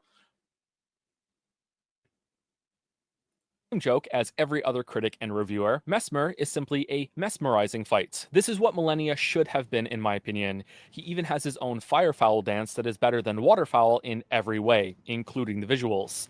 I feel like a king every time I dodge through this and then pause for the setup to punish it. This is one thing I will say. I do think that that combo he just showed actually is better than waterfowl, mainly because it's much clearer on how to deal with it. Waterfowl is just kind of a mess of slashes that you're not really sure which direction to dodge. And like you can do it, but depending on your build, you're not going to come out completely unscathed unless you have perfect timing again. Again, the skill ceiling is getting so high that I just don't even want to get good anymore. His attacks are fast and varied and can be extended in ways that made perfect sense to me and never felt unfair. I also enjoyed that his Phase 2 was significantly easier than Phase 1 after it became comfortable. The boss has injured himself and tapped into some powerful force that, yes, looks insane and can deal a lot of damage, but that's come at the cost of Mesmer now being left open more often for big punish windows after utilizing this forbidden strength that he's clearly not used to wielding. I like that the boss had to go through that trade off instead of just getting stronger in every conceivable way, period. And now you have to deal with it. Good luck, kid. And that meant the fight could front load its difficulty without becoming frustrating in Phase 2. I am also I mean, I would say that like you probably will get killed by more frustrating things in Phase 2, actually, which I think is part of the issue with Mesmer as I've fought him more and more. Is that the second phase snake stuff is really like hard to see exactly what's going to happen with the snakes because he has so many different variations on the snake attacks, especially that big explosion move where he just has a bunch of snakes appear and just slap all over the arena. Those things like are very hard. It's very hard to time dodges when you've got three different like ethereal snakes flopping around everywhere. You know, it's one of those moves that in phase 2 is the one that caught me out the most just because it's like, how am I supposed to read this? You know, because like I've tried dodging through them, and even when I get through one, a second one taps me, and when I try to dodge both of those, a third one taps me. It's like it's that weird thing where like I can't tell if I'm just dodging this wrong or if it's just a big sort of AOE slapathon, you know, and I just need to run away, which again can become a problem in these games when the solution is just run away, just disengage, run away. stunned that these arena wide snake moves became as readable and inherently understandable as they are after seeing them just a few times. Incredibly well done. I don't have much to say about Commander Gaius. I also don't understand what It's like you took his testosterone pills in the next recording, which is one thing I don't get. I don't get why audio setups do that, where they just randomly change in between recording stuff. But this is one thing, right? Like him talking about the telegraphing of like certain snake. Like I think most of the snake moves are good. Like they're telegraphing and they're pretty fair. I do think the massive one is a problem though. Like they can definitely combo stomp the player pretty hard, just to death. And that's something like whenever a combo can stomp you to death when it's just this massive camera fuckery thing where there's so much going on, I think you run the risk of just making it a clusterfuck. inherently understandable as they are after seeing them just a few times. Incredibly well done. I don't have much to say about Commander Gaius. I also don't understand what he's doing here. If it wasn't for the crappy hitbox on his charge, I would be lumping him in with Ramana and Midra as a decent standard fight. Kind of mid. On my second playthrough, I found the best way to deal with this was to get on Torrent at the start, right away when you go through the fog door, in order to outpace the charge, and then try to stay as close to him as much as possible after that so he just can't do the charge again. When it comes to allowing Torrent to be used in some fights like this, I wonder if they really expect it to just be a way to move faster and then hop off while the enemy boss gets to use their mount for the battle. It works better in the Elden Beast fight now because you can close the gap between you and the boss when it just goes really far away from you, but fighting it staying on horseback the whole time just doesn't work. With fights like this, though, Commander Gaius and Radon in the base game, it feels so wrong and unintended to go on foot when the theme slash visuals are screaming mounted combat time, but without a proper dodge on the horse, it can be terrible to try it against a substantial enemy. Even the tree sentinels are pretty bad when fought on horseback. And the night watch guys that you can find in the base game as well. Another mounted enemy, and it's just better to use Torrent to get around and then hop off while they get to stay on their mounts. It just feels like something's missing here. Is it just me? Anyway, I like the Yeah, like that whole spiel he just did is just an admission that mounted combat sucks in general. Like mounted combat genuinely just sucks in this game. It is so one dimensional, right? And like it's one dimensional in both offense and defense, right? Torrent can get knocked out of you with like 1 to 2 hits by a lot of bosses like in the game, and which knocks the player down on top of damaging them. And the wind up to get back up is long enough where a lot of bosses can just slap you while you're still down, where you will continue to take damage and probably die. And that's when the combat does not work. When it does work, right, you can heal Torrent, which is good. But when it does work, combat devolves into, if you're a melee character, I'm going to do my 3-hit combo on this one enemy, and then back away, and then do this 3-hit combo on this enemy, and then back away, and I'm going to repeat that about 10,000 times to kill an enemy. Right? If you're a spellcaster, it's a little bit better, but it's mounted combat sort of like simplifies all the regular combat down to its most boring aspects, melee wise, especially when it comes to damage that you can take on Torrent. Like I've been combo stomped plenty of times by enemies while fighting a boss on a mount, simply because Torrent is weak as fuck. Right? Him disappearing, I think, is a significant problem, right? Especially because he can disappear once his poise is broken, unlike a lot of these other enemies where you actually have to kill the horse for it to disappear. I think that's massively unfair towards the player, and also just makes the amount of combat more tedious. It's like, if Torrent is supposed to be like a helper in the fight, let us heal him throughout the entire fight until he dies. When he dies, then knock us off, right? Because you've made the mechanic different for every other fucking enemy in the game besides the player. And that's where the unfairness comes in. It's like, why do all these enemies get to be on mounts that we either A, can't kill, or B, have to kill to get them off the mount, when they can hit us twice with a big attack, probably an AoE attack, and knock us off almost immediately without killing Torrent at all? It's like, this is just you're giving the game way more than you give the player. And it's really imbalanced. And just I really hope they don't. I don't know why I say I really hope. It's like, I'm not going to pick up another game of theirs after this. So for the people that do get the next game, I hope that they improve the mounted combat somehow. I don't know how. I hope they do it somehow. It breaks my heart when people fight on Torrent because it's always a new player that doesn't know he's trash yet. Yeah, yeah. The absurdity of the full airborne dive bomb on Commander Gaius, and that's about it. Likewise, I have no meaningful commentary for Meteor. The boss is visually interesting in that grotesque way From sometimes does, but looking back, I think I was actually mad that this was all those finger ruins had led to, so I just unga-bunga'd it down. Sorry. Camera was bad here too. For Erdtree Avatar, this was Yeah, as far as the finger lady's concerned, I don't really have much to say either. I think her worst attack is probably her like finger charge, because it can combo you out of nowhere, and it's really difficult to dodge because she's right on top of you the entire time and moves forward. So any kind of dodge is usually going to end poorly, unless you just have perfect telegraphing of when that's coming. Now, this fight was one of the more interesting ones, and this is one of the fights that I would actually say is a decent gimmick of a fight compared to a lot of the other fights. This has sort of been a dark horse where over time I've kind of enjoyed fighting it, also because it's a flower and fighting flowers is just hilarious. inverted. I thought we were going to be able to get into the tree itself and climb around, and grace points were going to appear on parts of the tree on the map since it took up so much space stretching upwards. It was quite sus. It felt like the journey here was leading to that, and Avatar was the entry gate boss, but alas. Luckily, this meant I engaged with the fight properly and had a good time with this dragon that has been turned into a sunflower, has big AoEs, smashes around, breath-like thorn conal attacks, and you are rewarded for hitting the head.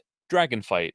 I enjoyed the twist of needing to kill it 3 times, and I think each phase is appropriately squishy to account for that. It also has some odd timings to learn that match its unusual visual design, and it's another boss I think you have to respect and play on its terms to learn to land headshots in order to enjoy it more. But you still have the opportunity to go in and hit the stem if you want, so it's not like you have to do that. I think this boss was great and could have easily ended up as a stupid gimmick fight in a darker timeline.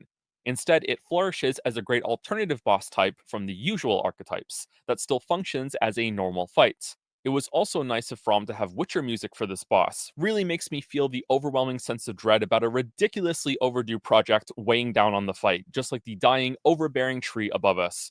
Next level gameplay and ludonarrative harmony here, 10 out of 10. Which means we have Okay, so I mean, it's kind of weird how he said it's nice that this isn't like a gimmick boss, and then kind of explains how its gimmick works. It's kind of weird. But like, I think he's leading to Bale and then Radon here, because they're the only two ones I think left in this lineup. So he must have a lot to say about them, because he kind of breezed over several of these other bosses pretty quickly, which I think you can say a lot about Bale and Radon. 2 left to look at. Bale and Radon. Bale was my favorite, and spoilers for a few paragraphs from now, Radon sits at the opposite end on the spectrum from him. Bale is the best Okay, so we got some really hot takes here. Loves Bale, hates Radon. That's an interesting take. Let's see what he says. dragon boss that From has ever done, and takes Missing Leg Day to a whole new level. Presentation-wise, this is like fighting a rock opera in a thunderstorm. It's undiluted awesome. The visuals don't have to carry here though, because mechanically the boss is also exciting and engaging.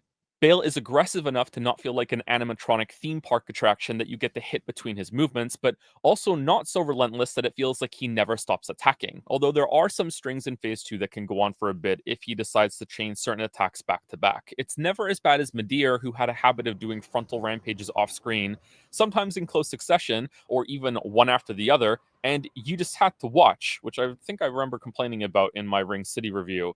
I still like This is one thing though, is like Bale has a lot of moves that do a lot of damage and a lot of mixed damage, and that's important because he does a lot of like fire lightning damage, right? Which is like hard to deal with, unless you're going to swap out 2 talismans to deal with both of those things, or get the one that does a little bit less, but helps against every type. I did not enjoy Bale whatsoever. This is the thing. After getting good with him and beating him several times, I think I beat him twice on the first try. I see the appeal in him, but at the same time, it comes back to that sort of crushing difficulty of he can kick the shit out of you in a single move, and I think that's again part of the problem is once you get good, these can be engaging, but the act of getting good like becomes a lot more tedious this time around. And even when you get good on some fights, it still becomes just annoying. For me, he misses the mark for why I enjoy dragon fights. They are large, dangerous, and hit hard, but they need to recover after their hits. Yeah, and he recovers way too fast. He'll recover so fast that I just can't find the fun in him.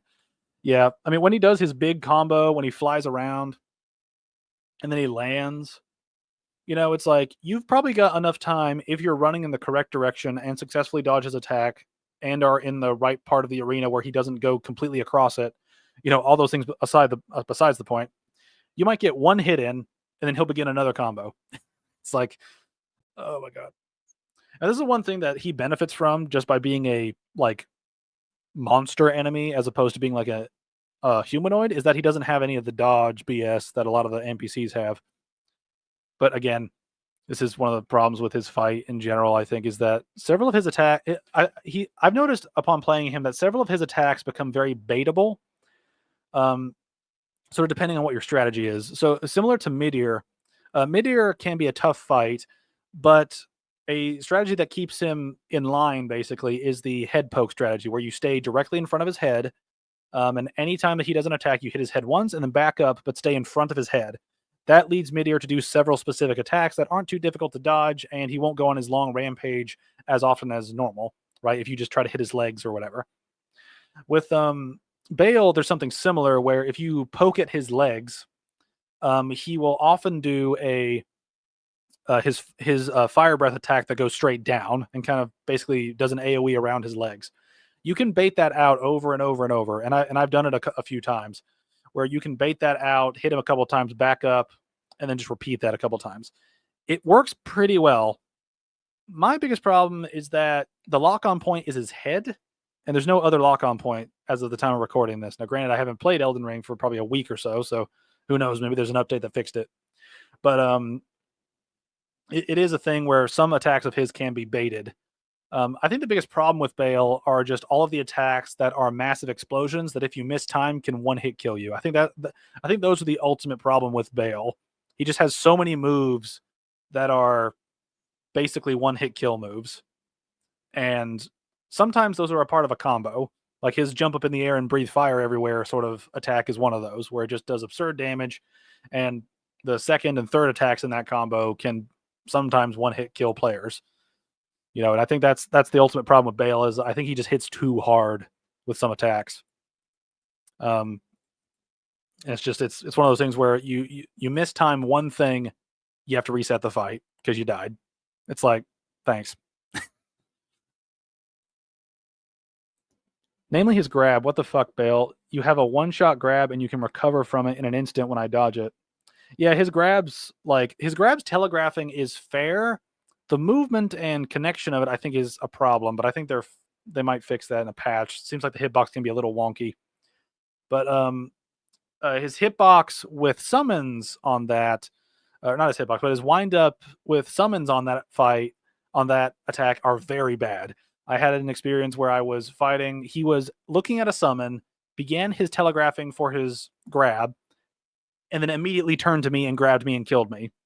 And that's shit that's got to be stopped. Like that stuff is annoying as hell when you have a grab that will probably kill unless you have an absurd amount of health or an absurd amount of defense or an absurd amount of self-healing going on while he's hitting you.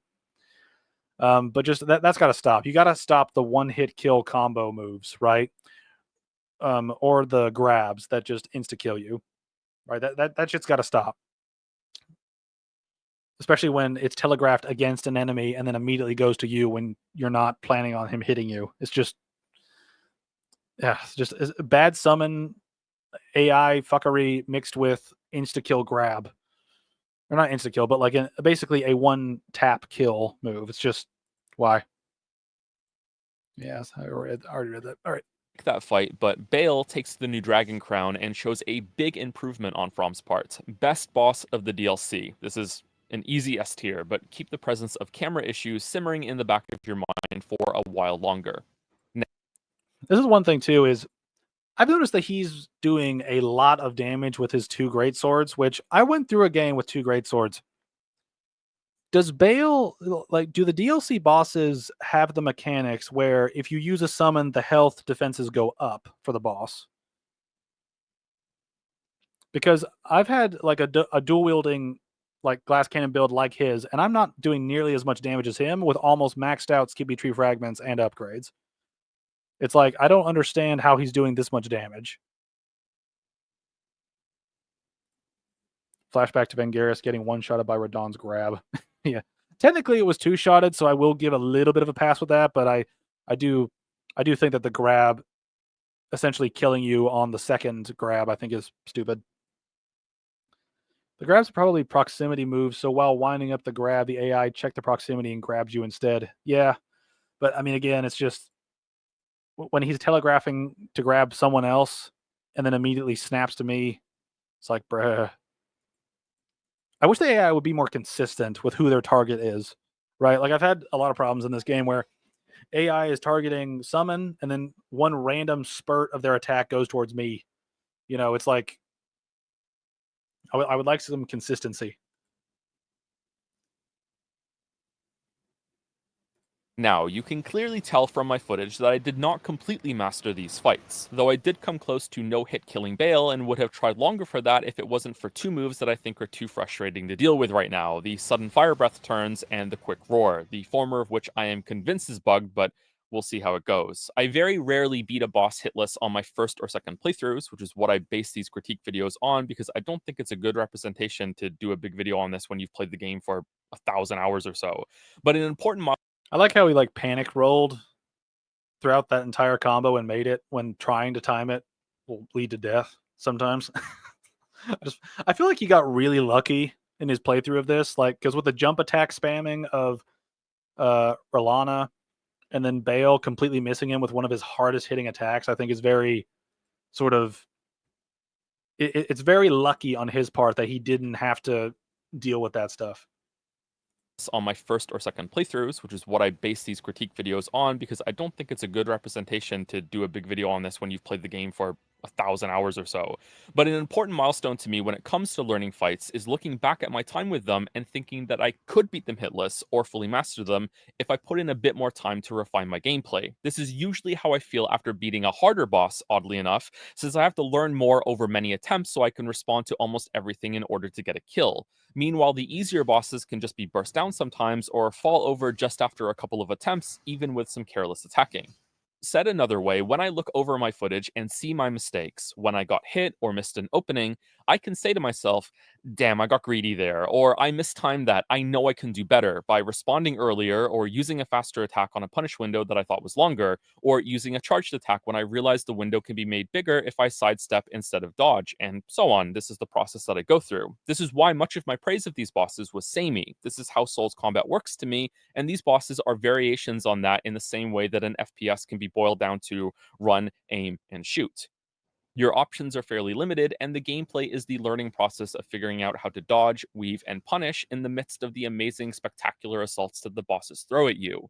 One of the reasons why combat can still be so satisfying in these games is because of how grounded it is. We're a far cry from how mundane the player moveset was in Dark Souls 1, of course, but that core feeling of being a normal guy with normal moves who still somehow wins against all odds lives on in Elden Ring. We can supernaturally enhance our stats through souls and runes, but our real superpower is perseverance in the face of a much more powerful foe, and the ability, and some might say humility, to take accountability for your mistakes over many attempts and learn from them. Sorry, I didn't mean to become a poet there. I tried to give that up after high school.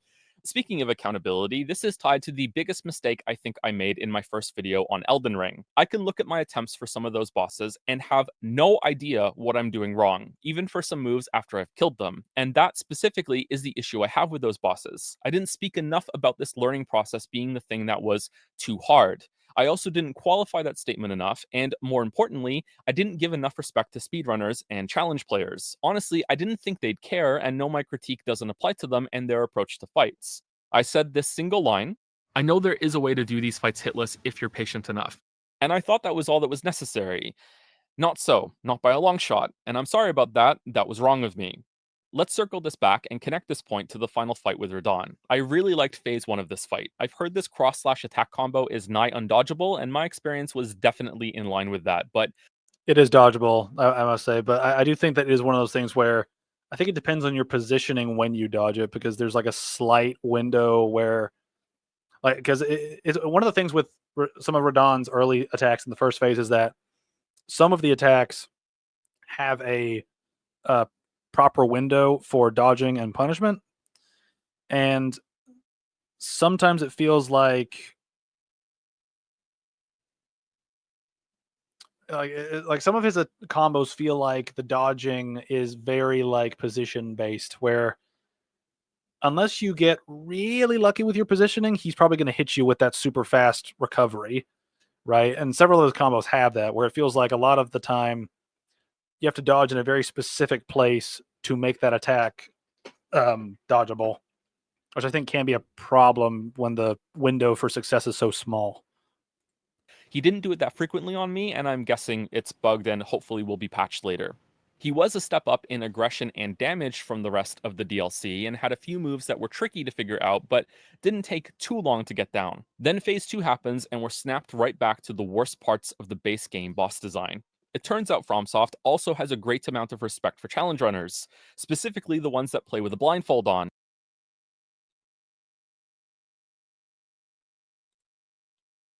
He said he finds this frustrating.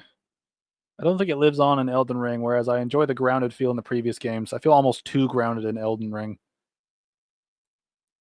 Doesn't help that I've gotten a taste of how strong I could be after playing Sekiro and getting good at that. I'm still working on that. They nerfed the cross move. I still do just tank the first hit because the windup is too fast for my reaction time, but the rest is doable. Yeah. I mean, his combos aren't necessarily that bad, like post sort of like fixing, but it is one of those things where like the timing on them is very specific, and you really gotta be like Because nanosecond accurate with that stuff. everyone gets to live that experience with Radahn Phase 2. The issue here, much like the blindfold cloth, is threefold. I earnestly, sincerely, hand on my heart, have so much trouble seeing what he's doing for most of this phase. The melee And that's my criticism with a lot of fights. Is just there's so much flashy shit going on, you can't see what's going on.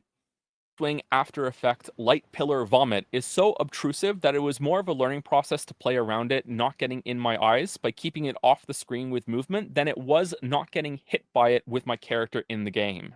After that, we have some of the most confusing attacks I have ever seen a boss do in a video game. both for how it looks with these projection clones appearing like the light show has become possessed, and for what the expected response is from the player in order to avoid it. Remember, this is in addition to the pillar flashbangs. Lastly, these attacks do a tremendous amount of damage, and Radon isn't exactly a quick pushover in Phase 1. And so we have, in my opinion, the perfect recipe to make it frustrating to learn. A perplexing mix of poor visibility and experimental moves that require an equal amount of experimenting for responding to them, with the risk of instant death if you don't get it right, and then a fair amount of time to get back to Phase 2 to see it, where you might encounter completely different moves instead for many attempts before you get to practice the original one you were having trouble with. Viewed this way, Radon has one of the longest runbacks in the series history before you can potentially make progress on learning him, and that, specifically, is the part I don't like. I also think his arena nuke is about I like how that criticism was like you essentially have a long road to go to figure out the moves that are the things that are killing you, when that's the exact criticism that I have of Bale. It's like because Bale can one tap you and Radon can combo stomp you, they essentially have the same problem of they don't give you enough time to learn because they just kill you so quickly.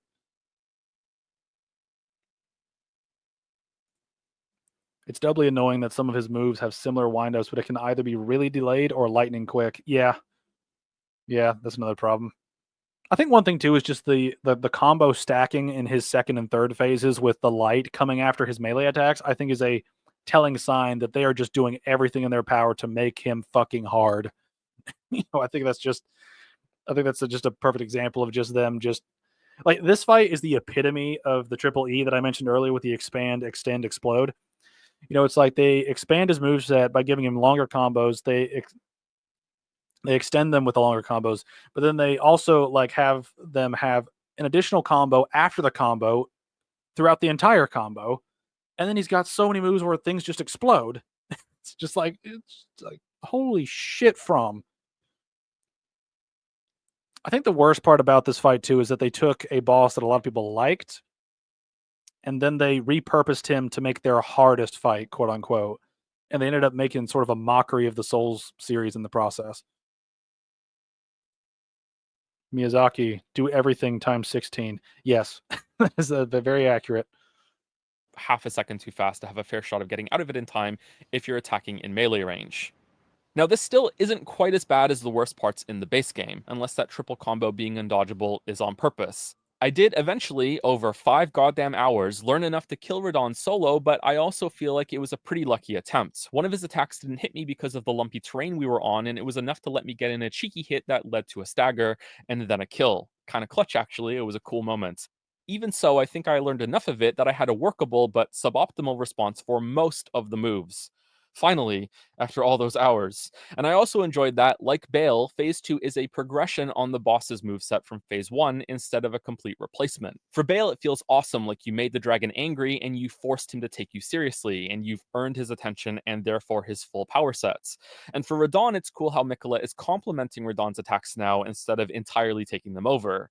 Weird that there are two Mikolas in the game, though, huh? Millennia had a Mikola, and so does Radon? What lazy writing. Meanwhile, if we rewind to that Millennia fight, I still don't know, 2 years later, what the intended response is supposed to be to her doing waterfowl if you're in melee range to avoid all damage. Which means I'm in good company and right in line with all the FromSoft devs because they don't know either. Consort Radon was not this bad. Nothing in the DLC was this bad, but Wait a minute, what was that waterfowl thing he was talking about? all damage. Which response is supposed to be to her doing waterfowl if you're in melee range to avoid all damage.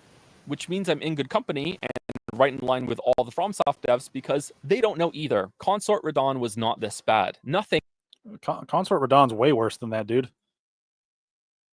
Consort Radon has constant flashy shit all over the screen with combo catching that can fuck the player over in a single combo, right? Especially when the combo goes on forever. Waterfowl is sort of the tier 1 of this problem, right? This is tier 2. Like this is visually you can't see anything, explosions everywhere, combos that already hit hard, and then you have like a very difficult time seeing where the combos are coming from. Like part of the thing with waterfowl is that there is a windup and that you can at least run away a little bit. And you can dodge waterfowl depending on what you're doing, and you can block it.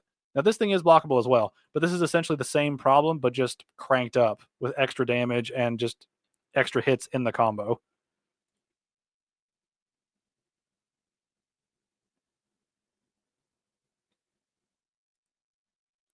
Radon made that rolling simulator meme so real. You do nothing but roll from measly punished windows. LeMayo. Complementing his attacks. Didn't know adding AoE orbitals complemented a decent melee moveset. It's not. Consort Radon is indeed way worse. But you can still dodge it. Yeah, it's like you can dodge both, but I think Radon's much more of a clusterfuck than Waterfowl. Now, I will say that Waterfowl does elongate the fight just because of all the healing, but that's sort of like a separate issue when you compare the two. Thing in the DLC was this bad, but that doesn't mean it was all good either. It's a slightly lesser version of the same issue I said in the first video. It's too hard in a way that's not fun. But am I making the same mistake again by saying too hard, regardless of context? It makes the From fanboy Pokemon start saying their names after all. The reason I feel so compelled to word it this way is because I hate a specific kind of Reddit post. Well, I hate all Reddit posts really, but this one more than others. Hey Reddit, SoulsVet225 here. If you can't tell by my username, I'm a veteran of this series. I even played Demon Souls before Dark Souls came out, unlike you posers who only got into this series with Dark. This is. I have a feeling.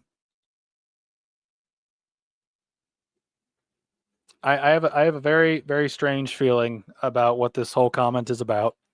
This sounds like one prude, this guy, being made fun of by another prude, Joseph, who probably share similar complaints, but they apply it to different things. I feel like that's going to be an overarching problem with the rest of this video in this little Reddit section. Dark Souls 3. Anyway, the Bale fight sucks, and I say this, again, as a Souls vet. I've beaten Dark Souls 1 at level 1 with an unupgraded club and a banana up my ass. I beat every boss in Dark Souls 3 on my first try. I haven't had any trouble on any of these bosses in years, and somehow, I still love each new release. Anyway, I can't kill Bale, and it's not even that he's too hard or anything, it's that he's too tedious. He's not fun. He's actually pretty easy. It's just so boring that I can't bring myself to kill him because I'm so bored, I get greedy, and then I die, but it's not that it's too hard, it's just so tedious that I play too risky, and yeah, he needs a nerf to bring down the tedium so I can kill him without getting so bored that I die of boredom. It's not too hard though. I'm a Souls vet. Top comments on this post. I agree, and I beat the game's fists only with 2 bananas. Get good. Skill issue. Curse you, Bale. I don't want to be this person. My complaint is tied to tedium. I like the combat in these games, but not enough to do the amount of practice required to learn some of the base game fights. They're not too hard for me to kill because I know I could just use spirit summons or co-op or go for magic or put on talismans that are based around their weaknesses or anything like that. They're just not fun to learn in the way that I like to play. And my goal isn't really to kill the boss, it's to have a fun and interesting time while fighting them. But that doesn't mean they're not too hard, and I want to own that. Challenge runners collectively did enough labbing hours on these fights to cure cancer and then come out with reports and guides on all the intricacies present in them. No, this move actually does have a telegraph. If you look at the boss's left nostril a quarter of a second before the attack comes out, you clearly see an upward twitch, and that's your cue to roll. If it's the right nostril, though, then you need to do a jumping attack, and then you get a punish. So make sure you keep the boss's nose on the screen at all times. Or, during this frenzy of 15 attacks in a row, there are 2 player-shaped holes under these swings that you can ballerina pose through, and another that you have to hit the left stick on to do a duck in order to get some free hits in if your weapon swing is sub 1 second. Charge heavy afterward for a free stagger. And yeah, I'm exaggerating, just a little bit for fun, but only because I think this kind of thing is awesome. Kudos. Sincerely, I get to have only little fragments of this kind of feeling when I discover new ways to punish fights on attempts in replays years later. But that's my central point here.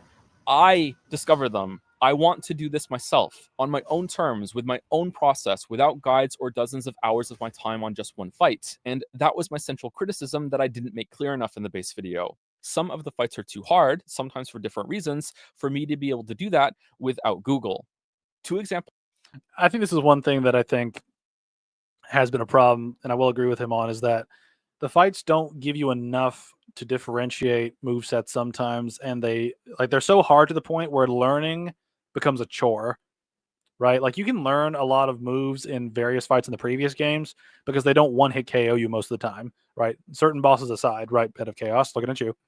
But, certain bosses will usually do enough damage to hurt you significantly, but not enough to like outright kill you in one hit, right? Or the combos are so slow that you have time to dodge after getting hit, or they knock you down where you don't get hit by the rest of the combo, right? There was a level of forgiveness that allowed the player to learn on their feet and continue fighting rather than constantly being reset by being insta-killed or combo stomped. And I think that's the underlying issue here. And people kill me saying new game plus 55.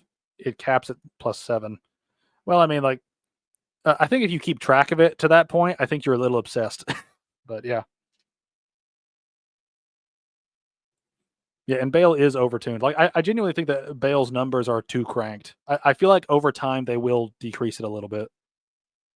I'm sorry, but he is cooking. Let him cook. All right, let's see where he's going with this. Examples of how I got into this myself and really had a good time in the DLC can be found with Radon and Bale. Elden Ring Ganondorf can sometimes follow up this jumping attack with another jumping attack, and there was no discernible reason that I could figure out for why he would do this only sometimes. But it didn't matter because it was timed so well that I could do a jump and not have to commit to my attack until I was sure he wasn't going to do the follow-up. And if he Yeah, I think what he's getting at here is that because the combos have random extensions added to them, the openings are not consistent enough to allow you to get a hit in without potentially trading.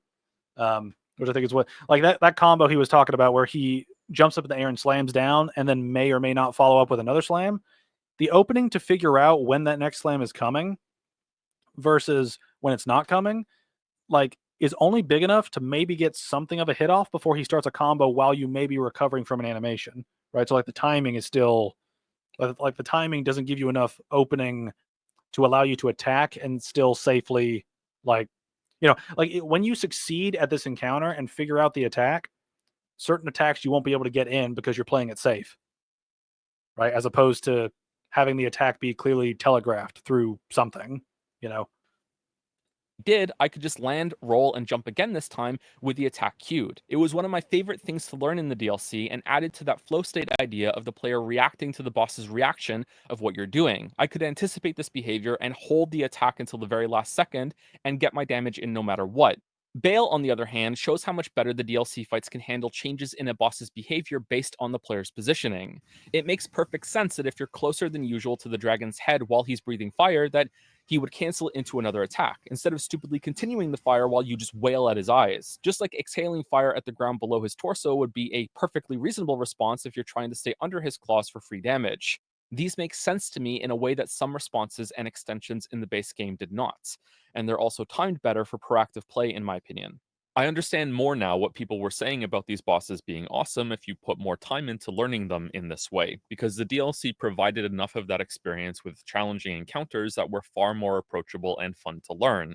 Undoubtedly, with a ton of refinement in punish windows and movement for me to get into when I try them again later on more playthroughs. The fights I didn't like in the base game didn't allow this for me, so while I am sure I would have enjoyed fighting them in this way if I put all that time in, would that enjoyment have been enough to justify the time investments? I didn't think so back then, and I still don't now. It's like crushing a pineapple with your bare hands. The juice ain't worth the squeeze. Relatedly, some people might be confused why I say I can appreciate this stuff while not wanting to do it myself. Something doesn't make sense here, right? Well, for me, it's like being awestruck at some of the techniques used in Celeste speedruns or the Mario 64 speedruns, as an example. The Hazy Maze Cave Red Coin Star in particular is an amazing clockwork like procedure. It's almost surgical that some runners can do flawlessly. The amount of work that went into fine tuning that and then practicing it to perform it live each run is astonishing. I love seeing it every time, but I have no desire to do that myself or put the time in to learn, and I doubt I would enjoy a game built around demanding that. While the Elden Ring bosses I have issue with aren't close to that, of course, they are still too unintuitive and too unfun for me to commit to learning fully, especially when placed next to the Shadow of the Erdtree set, because here's a group of bosses that do it better in every way for me. That does not mean I don't understand why other people may like the fights in the base game still.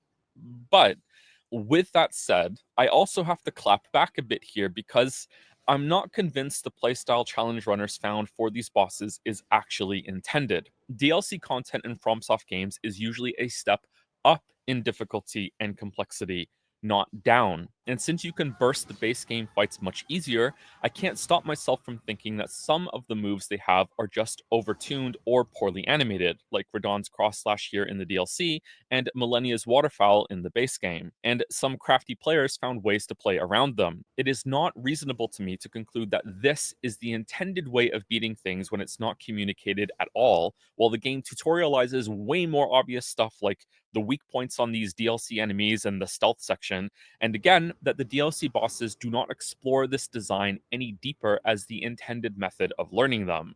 This constant dance where there are no openings and you just have to hit them between their combos. That isn't in the DLC, really. They're back to way more reasonable openings. They're back to way more reasonable openings. This is what they. My eyes were just starting to glaze while he was talking about this whole section, just being like, "Oh no." A reminder that they nerfed Envoy's Longhorn because of Bale. Really? Yeah. But like it's one of those things where just I think the problem with the DLC and the late game for Elden Ring is that there's a lot of delays in dealing with the boss, right? Particularly with bosses like Malekith, with the Fire Giant, with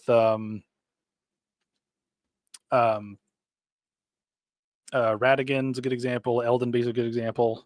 Godfrey's a little bit of an example, but not quite as potent as the others.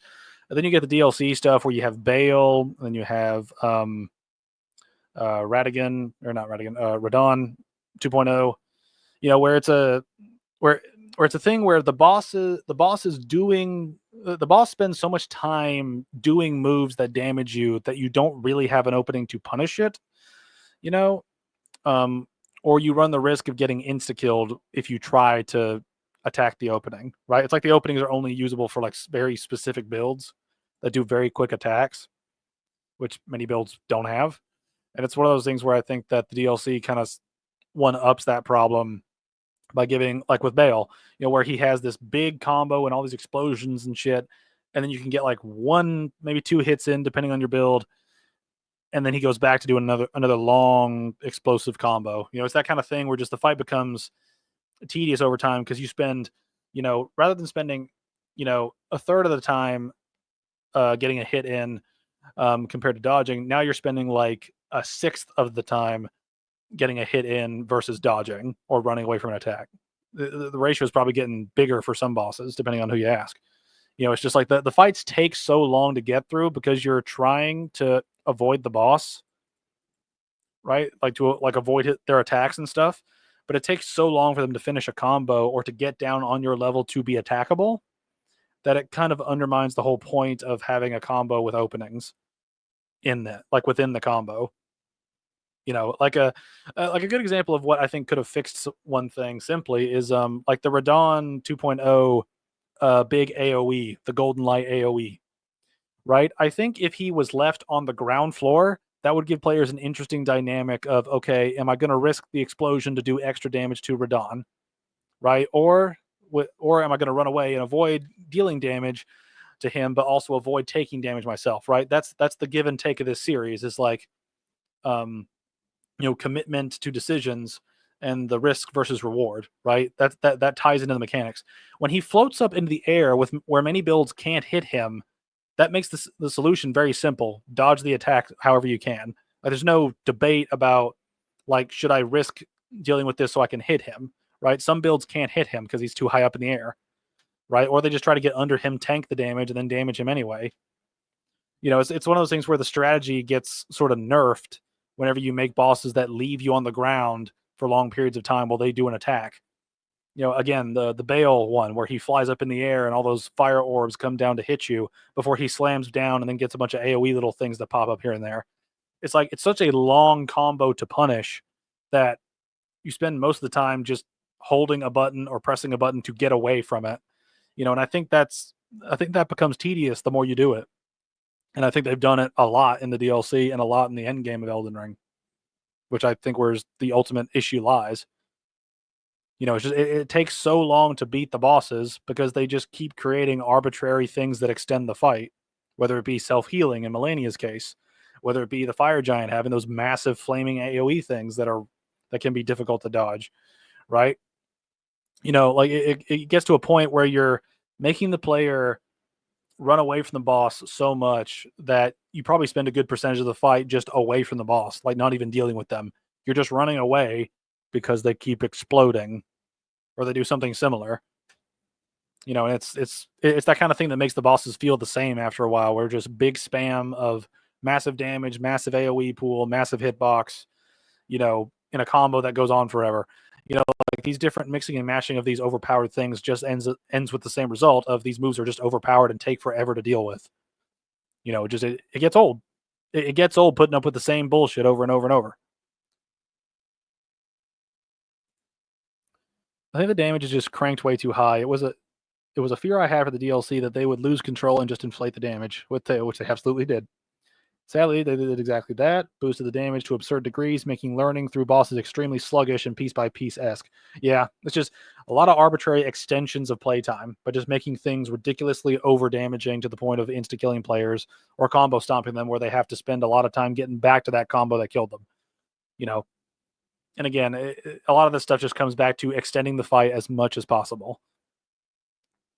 I think it more likely that Actually, this is a good example. Like the Radigan fight and the Elden Beast fight, I don't have that many issues with that are like serious issues, but stitching them together is the issue, right? Having to completely refight Radigan to fight the Elden Beast, I think is just a waste of time, right? We killed Radigan. Let's get a checkpoint and let's fight the Elden Beast. But like putting them together is just such an overclocking of difficulty.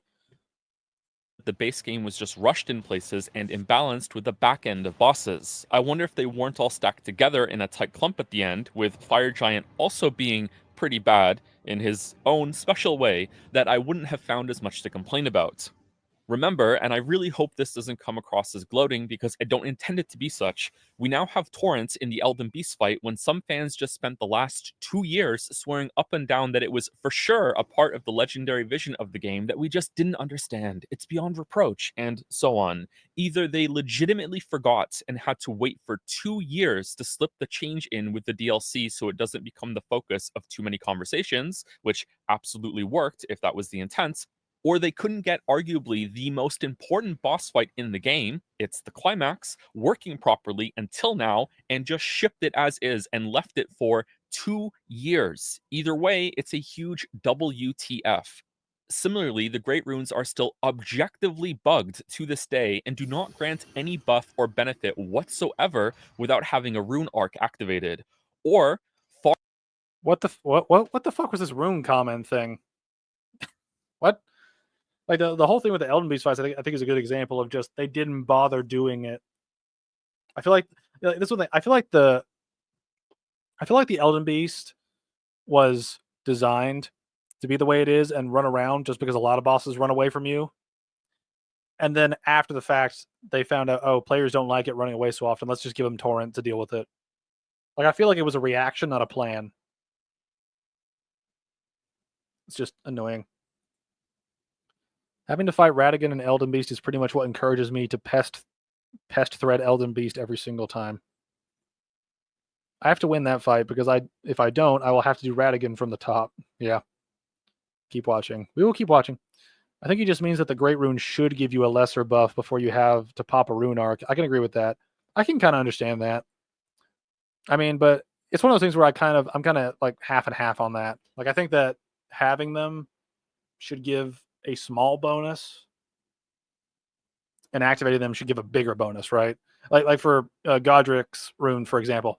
Like if Godric gives +5 at max, like with the rune arc used, I think it should give maybe +1 to everything when you have it innately. But then again, we could talk about that in terms of balancing. Like maybe they, you don't have to have this. It could be similar to humanity. Like you don't really gain that much from having humanity, besides like one little debuff not being as deadly.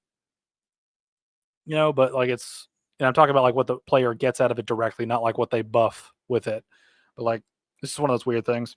It's just I feel like they could have done more with, but at the same time, I don't really have any complaints of the actual way they work besides what they actually do on a case by case basis. He is talking about a menu miswording here. Is he? I need to check this. Great Rune's being completely useless unless I use a rare rune arc sucks. The pop-up message says that. Let me see. The Great Runes are still objectively bugged to this day and do not grant any buff or benefit whatsoever without having a rune arc activated. Or, far worse, they were never supposed to, and they just can't be bothered.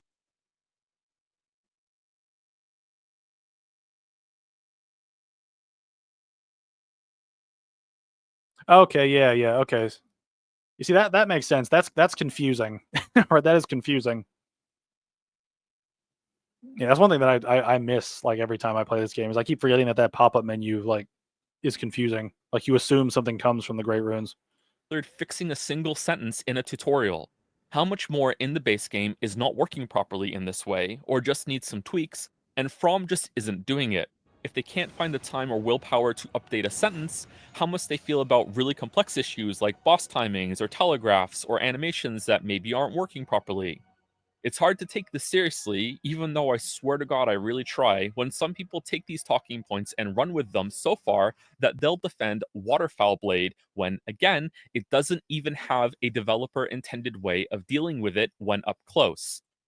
I mean, you can dodge through it though. And I think he's while waterfowl is incredibly punishing and only very specific like things are going to like stop it. Like there are ways to do it that players can deal with, right? Like there are different ways to deal with it. Now now the wind up and trigger of it, I think, is ultimately the problem. Like if there's enough time to run away from it, I think that can lead to some like a better discussion and a better boss overall. But as it is now, the wind up is way too fast, and it again just everything with it. It's just this is the move that brings Melania down a peg as a boss. It's just overpowered. And I will die on this hill. I will be enshrined on this hill. You can make a whole Mausoleum Legacy dungeon with my triggered spirit as the boss on this hill. To reiterate, it is very difficult to have a conversation about any possible troublesome moves in the game when the argument is because you can Xbox 360 around her at the start of Waterfowl or throw a Frostpot that it is technically avoidable, therefore skill issue, therefore get good, therefore stop yapping. It is the inquisitive players that deserve the respect here for finding a way to out bullshit this bullshit. Not from making an attack that 99.99% of the player base will never learn how to deal with on their own, so the game comes across as more difficult than it actually is. And it seems like From understands this too because the DLC is almost entirely devoid of this method of difficulty. To cool down from This is one thing I think I kind of agree with where he's coming from with that, where people say, "Oh, there's this one tiny exploit that negates this overpowered move." It's like, yeah, but we shouldn't have to have like our sneaky little move depower the overpowered move. It'd be better if we just didn't have the overpowered move to begin with. You know, like cheat like bullshitting bullshit is not a fix. It's dealing with one problem by having another problem. I don't know about that. I've seen in most cases devs don't fix the smaller issues because the larger ones are more prioritized. Yeah, but I think it is one thing too where like if a little bit of text is screwed up, I imagine that's a pretty quick fix compared to like hitboxes or um telegraphing and stuff like that. But I mean, I imagine small mistakes would be important. This point is the way you dodge waterfowl is not developer intended. Well, I mean, is it though? Because if there's an opening in the dodge, I would assume that there is sort of an intention. I mean, unless they just intend you to die from it, which I could believe at this point. It's clear that they're going down the masochistic route. It's no longer about difficult but fair. It's more about difficult and niche. Um, but yeah, I don't know what the developer intent is. And again, this is one thing we can debate for days about what the intent is for different things. But when you have very simple sort of instructions on how to do a thing and it doesn't act the way it should, that's a problem. When you have things that are introduced to the player and then they are discouraged from using them based on how certain things work. Take the summon rant from earlier, where they give us all these buffs for summons and then they have so many bosses immediately attack us where we don't have an opening to summon. It's like you're giving me two mixed messages here. Waterfowl, I imagine a lot of players tried dodging through it and then just got stomped, which is a problem. And again, I think that's the move that brings Melania down a significant peg.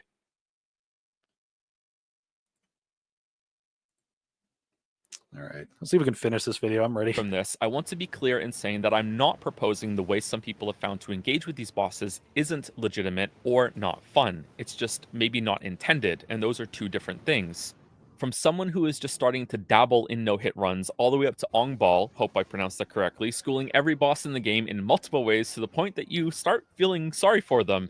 Mad respect, deep respect. I hope that the DLC fights aren't too easy for you after all the base game ones, because I want you to have a great time with the game too. But that doesn't mean that the base game bosses weren't too far for most players to learn, which seems to be the case since most people agreed with my original critique for quite a while after it came out. And it wasn't until they played the game many, many more times or looked up guides to learn the fights that they came back and said, you know what, I kind of like the boss design now.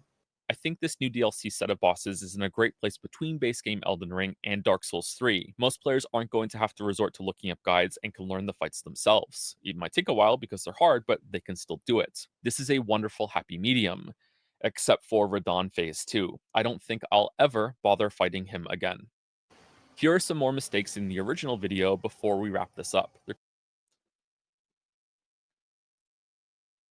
Yeah, that's fair. I guess I'm just thinking of if there's a Jira board or something, lol, and fixing text is perhaps right at the bottom of that list. Yeah, like if like fixing text is not going to be a priority, but man, I mean, it's one of those things where I don't get how you can play the DLC and come away thinking that most of the DLC bosses are fine when they have similar problems to Radon. It's just Radon takes them to the maximum sort of level of uh, annoyance. You know, like one thing that I've was thinking during the first stream, and I forget if I mentioned it or not, is I feel like Joseph is like sort of like the way I look at it, right? Is I feel like Joseph is like let's just assume that everybody that enjoys this are masochists, right? That we like a little bit of the challenge and punishment, right? Let's just say that we're all in that area, which is not true, but let's just say for the sake of this statement, right? And it's a thing where if I'm sort of masochist level 4, I feel like Joseph is masochist level 5, and so he liked a lot of the stuff in the DLC. But Radon was masochist level 6, so he didn't like Radon, and I feel like that's where the problem comes when it comes to him differentiating the difficulty with Radon versus the difficulty with all the other bosses. Is I feel like he enjoys the punishingness of the other ones, and frankly, I think he got lucky with his like jump spamming. But I think it's one of those things where just he enjoys most of the content because it's harder question mark, but he doesn't like some of the stuff in the base game. Like it's very confusing to differentiate where his actual line is drawn in terms of what makes the bosses in the base game worse than the ones in the DLC and what makes the ones in the DLC better than the ones in the base game. Like it seems like he's not done a clear job of defining what the problem is with the DLC or what the problems are when you compare the two.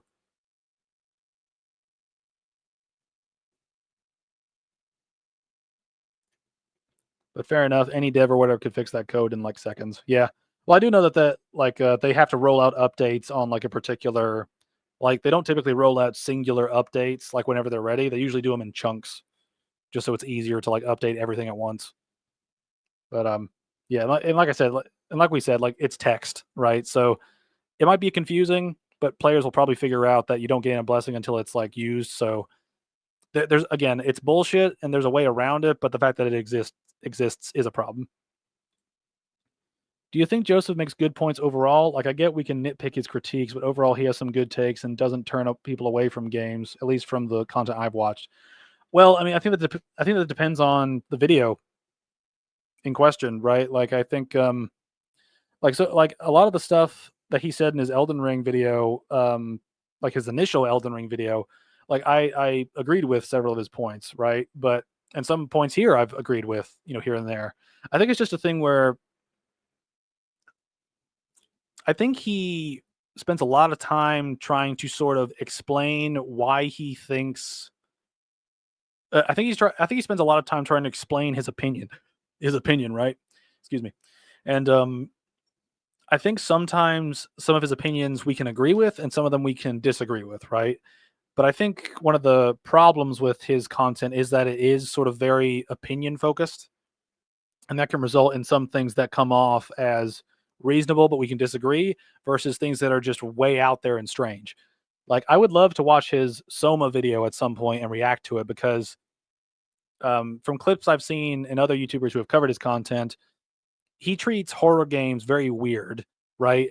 And he treated Soma, which is a fantastic game, very weird, right? And it's one of those things where I don't know what his standards are because his standards have been very strange, like across different genres of video games.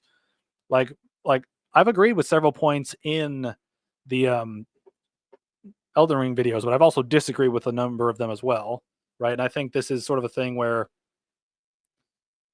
you know, I think it like I wonder like I think it would be an interesting discussion at the very least to like if he and I had to sit down and lay out why we like Xbox, if we had to sit down together in a Discord call and just hash out why we dislike certain bosses, I feel like we would both make the same points, but he would draw them as a positive, whereas I would draw some as, or he would draw some as positives and I would draw some as negatives, right? I think that's ultimately the issue. Is I think he views some things as just fundamentally good or fundamentally bad when other people view them in different ways. And I think that's part of the problem with this whole discussion in general is, you know, again, it's about how we define things and where the lines are ultimately drawn. You must be Mahler pilled. Well, I first heard of Joseph Anderson through Mahler, so that probably colors my. I mean, that's the thing. On that point, that colored my opinion of him for two videos that I had heard of his, right? I haven't seen the full videos, but the Soma one and the um why horror isn't scary one or whatever that is. Those are the only two videos I had perspectives on from him, and they were largely negative. But then I saw these videos and he does make some good points in these Elden Ring videos, although I think he makes several bad ones too, right? It's not the whole, like I don't want to summarize the entire video as he's wrong or he's right because that would just be a lie, right? He's like I think he's right on some things, I think he's wrong on other things. You know, I think he's been really picky and choosy about how he defines things, but you know, we can't go we can't define absolutely everything in the game over and over and over through defining the same like every single point that we make every single time with every single word being clearly defined. Like it'd be a mess. But again, it's one of those things where I feel like he and I, or I think he and anybody would have an interesting discussion when you had to sit down and actually lay out all the positives or negatives of any boss. Like pick any random one, and it would be very interesting to see what his perspective is compared to other people's. Oh yeah, I remember the critique community going in on him for that. The subjectivity is implied video was a wild ride, not gonna lie. Yeah, that's the one that was one. I was like, oh man, you can watch the Soma video. I will watch the Soma video at some point. Because that did impact the game significantly. You know, like like his impact on the game affected sales of Soma, and I think that's one thing where his weird perspective on things actively damages the gaming space, right? Especially when he says things like Soma's not scary.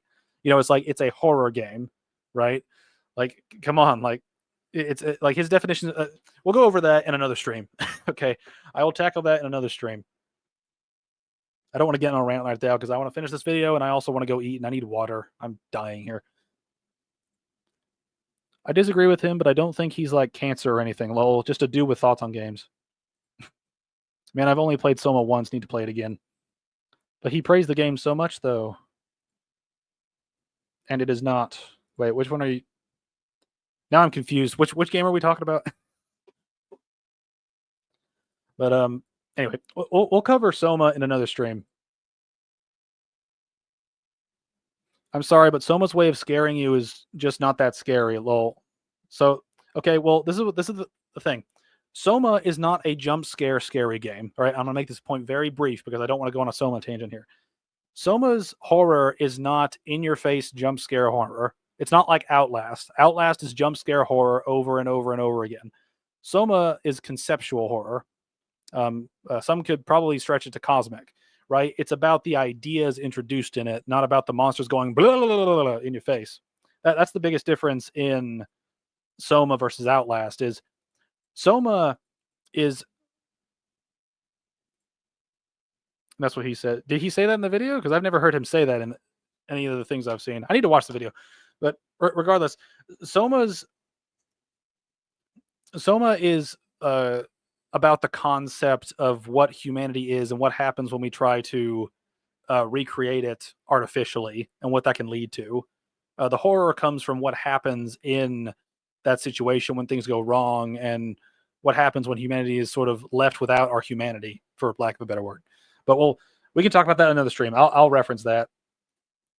He criticized the parts where the game tries to do the monsters thing. Well, I mean, it's one of those things. I need to watch the video for the full context of it. But let's finish this video. I need to go live life. There could be a couple more, but these are the ones I'm sure of. I was way too hard on Moog. I think I was getting fatigued with the game's length by then, or annoyed by the unavoidable damage transition, or I was just playing it too much for the video. That can happen sometimes. He's a pretty good fight. Sorry. I should have researched iframes on the jump. Disagree. I assumed that some attacks were flagged to not deal damage if the player was in the air, not that the jump would remove the player's lower hitbox as an alternative iframe type move. Apparently, there are also some attacks flagged for ground damage, so they do exist as well. Maybe. The game apparently does not have input reading. The bosses are just capable of responding to the first frame or first few frames of some animations, like using your flask. I don't really understand why this matters though, because the end result is still the same when it comes to gameplay. I can hit a button and the boss responds so fast that it feels like I was in control of them for a moment, but it's not input reading. Maybe input reading is such. Well, this is the thing. Isn't that literally what input reading is? Where as soon as you begin an action, the boss responds immediately to it because they know what you're going to do. Isn't that input reading? Like, isn't that the like didn't isn't that the same exact thing? Input reading, right? Like as soon as you do something, the boss reacts to it. Isn't that input reading? Just as a concept?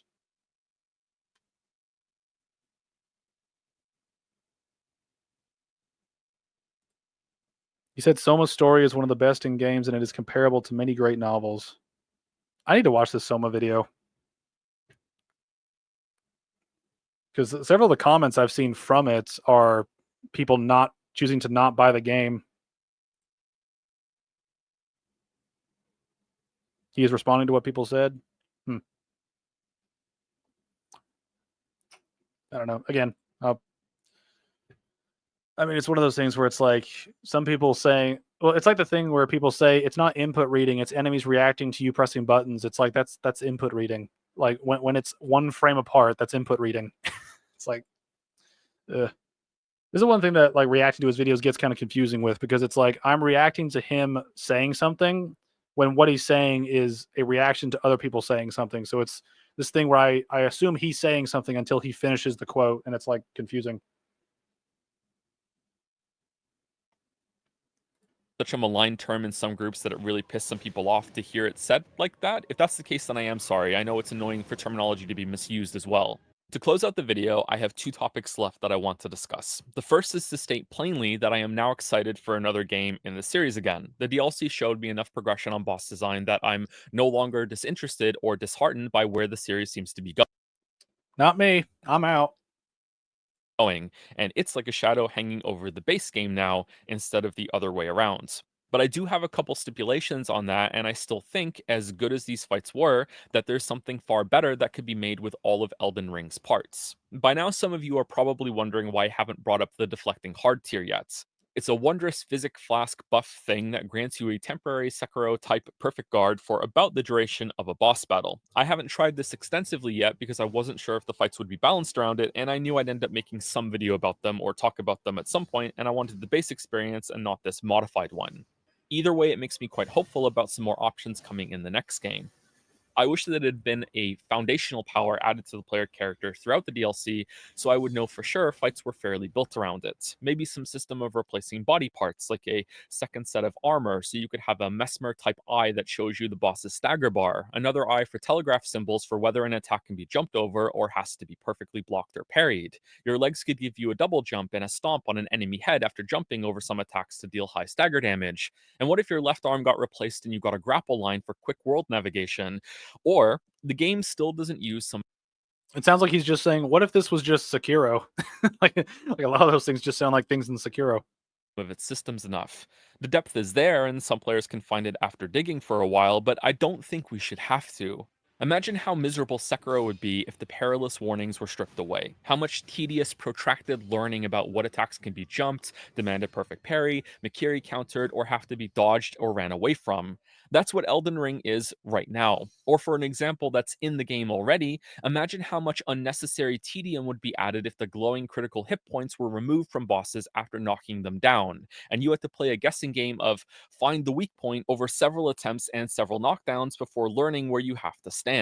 Or with some fights concluding with insecure dejection that they simply don't have one and you can't do it no matter how hard you try. And it may have taken a considerable amount of your time to learn that, and you always second guess yourself every single time you knock them down because maybe you just haven't found it yet. Instead, by providing information about attacks and states like this to the player, they can be used far more frequently and demand many different reactions from you and drastically enhance the flow state of combats. It's one of the reasons why Sekiro is so good, and while Elden Ring doesn't and shouldn't be exactly like that, it could take many of those systems and use them in its own way. I appreciate that some amount of work went into encouraging me to use jump more, particularly with fire based attacks, as a defensive option for these fights, but there's no way in hell I'm going to spend so much time meticulously testing boss moves for jump openings. As I said above, it's not worth it to me, but I still know the potential is there for a second telegraphed defensive response because Lies of P is so fantastic. So why isn't From doing it when they will add this weird band-aid like deflecting buff?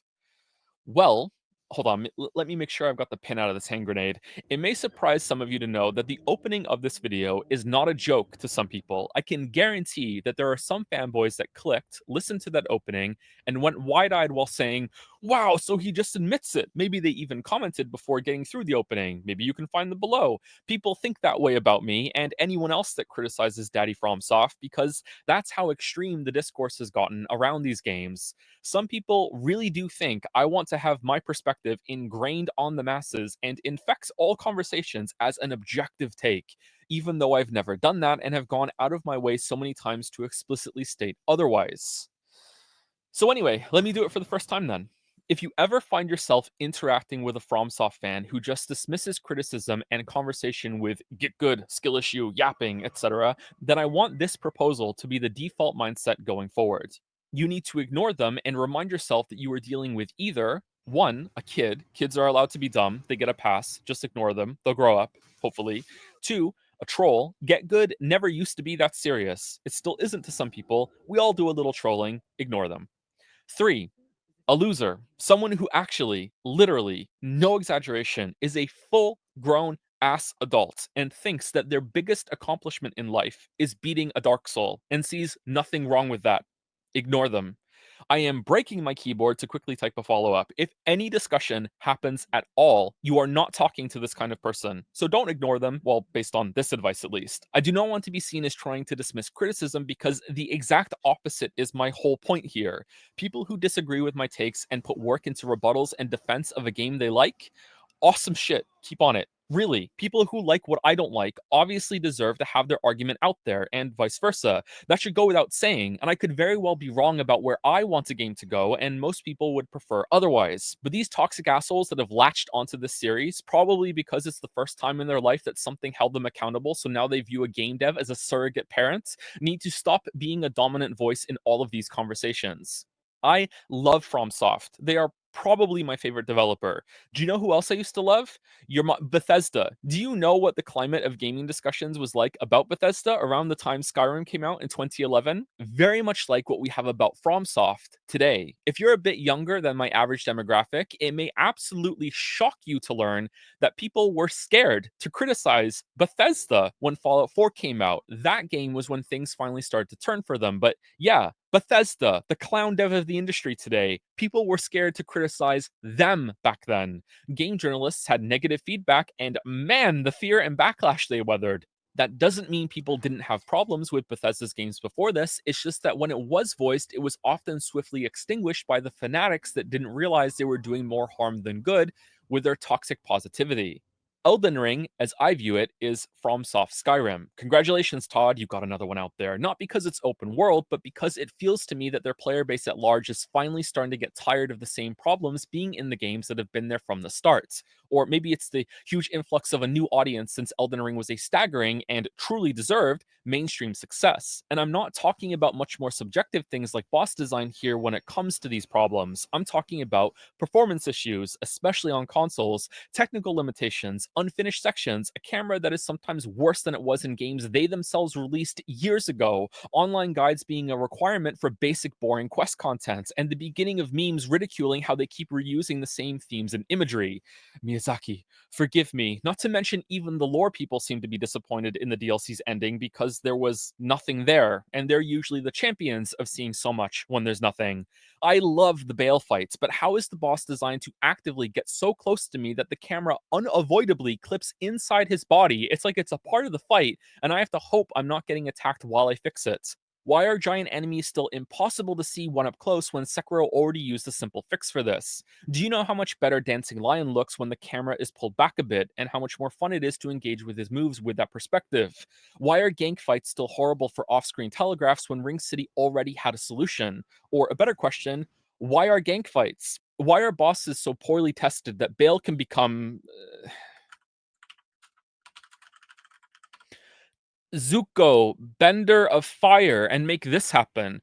This is a move he does about a third of the time at the start of every attempt as you walk through the fog door. Either this wasn't tested nearly enough, or this is actually intentional, and we can look forward to seeing more of it, in which case I rescind my interest in any subsequent Elden Ring games. FromSoft is amazingly talented, and they make fantastic games, but they clearly have a few blocks here and there. And the reason why I think they struggle to consistently fix things and improve, particularly on small stuff that should be the easier tweaks to make, is the same reason why Bethesda insulated themselves from all criticism and we ended up with Starfield. I know firsthand as a creative person, although I'm far from any of the subjects we're discussing, to be clear, how difficult it can be to sift through feedback for the stuff that's coming from a pure place. Even if you disagree with it, or it's not even applicable, at least it's honest and you can see something in it. Imagine going from feeling like everyone loves what you This is one thing I haven't really said much about all this because I actually really agree with what he's kind of saying here. Is like because criticism has sort of been squashed in this community for a long time, and people just actively just avoid it a lot of the time. It seems like there's going to be this growing mass of they're going to get more success by being more meme difficult, and that's going to push a lot of the sort of people that like a challenge but don't want to be masochists. Like I imagine they're going to find a market of people that enjoy the masochism of this series, kind of similar to how Dark Souls 2 of the Dark Souls trilogy, Dark Souls 2 I think has consistently the highest reviews from a lot of these like websites and stuff because of its difficulty, right? It's because it played on the meme and just made it as hard as fucking possible. And Elden Ring, I think, is pretty much doing the same thing, but now it's got the Skyrim sort of world that you can screw around in. So it's kind of tapping into multiple markets at the same time, while also hitting a brick wall of how they make the difficulty interesting and dynamic. And I think that's ultimately sort of where the problem's kind of going. And I think the follow-up game to Elden Ring's DLC that is like this in style, so like a medieval sort of fantasy RPG, I think the next game will be very telling in terms of how they choose to move forward from this because this is Elden Ring has been a massive success for them. Massive success. I think Elden Ring has sold like 25 million copies at this point. I know the DLC sold at least 5 million copies. So we're looking at a massive success here. Given that, what do we think this is going to lead to in the next game? Like, will their consent? Sorry, I can't talk. Will their success continue, or will they begin to sort of become the Bethesda, right, of their respective genre, where they just kind of start dumbing things down, things start to get simpler and simpler and more one-dimensional as they go. And this is one thing that I will agree with Joseph on is I worry about From Software's future in general, and I think the dividing line is that this was the breaking point for me personally, along with several other players, and this isn't it for him. So I don't really know what to say beyond that because whatever he covers in the future, I probably won't cover. So it's just one of those weird things where I guess we're gonna pick and choose like what we want to do, and it looks like they're aiming more for masochists now this time around. So we'll see, kind of see how that goes. I haven't read chat in a while. I need to see. Oh God, where was I at?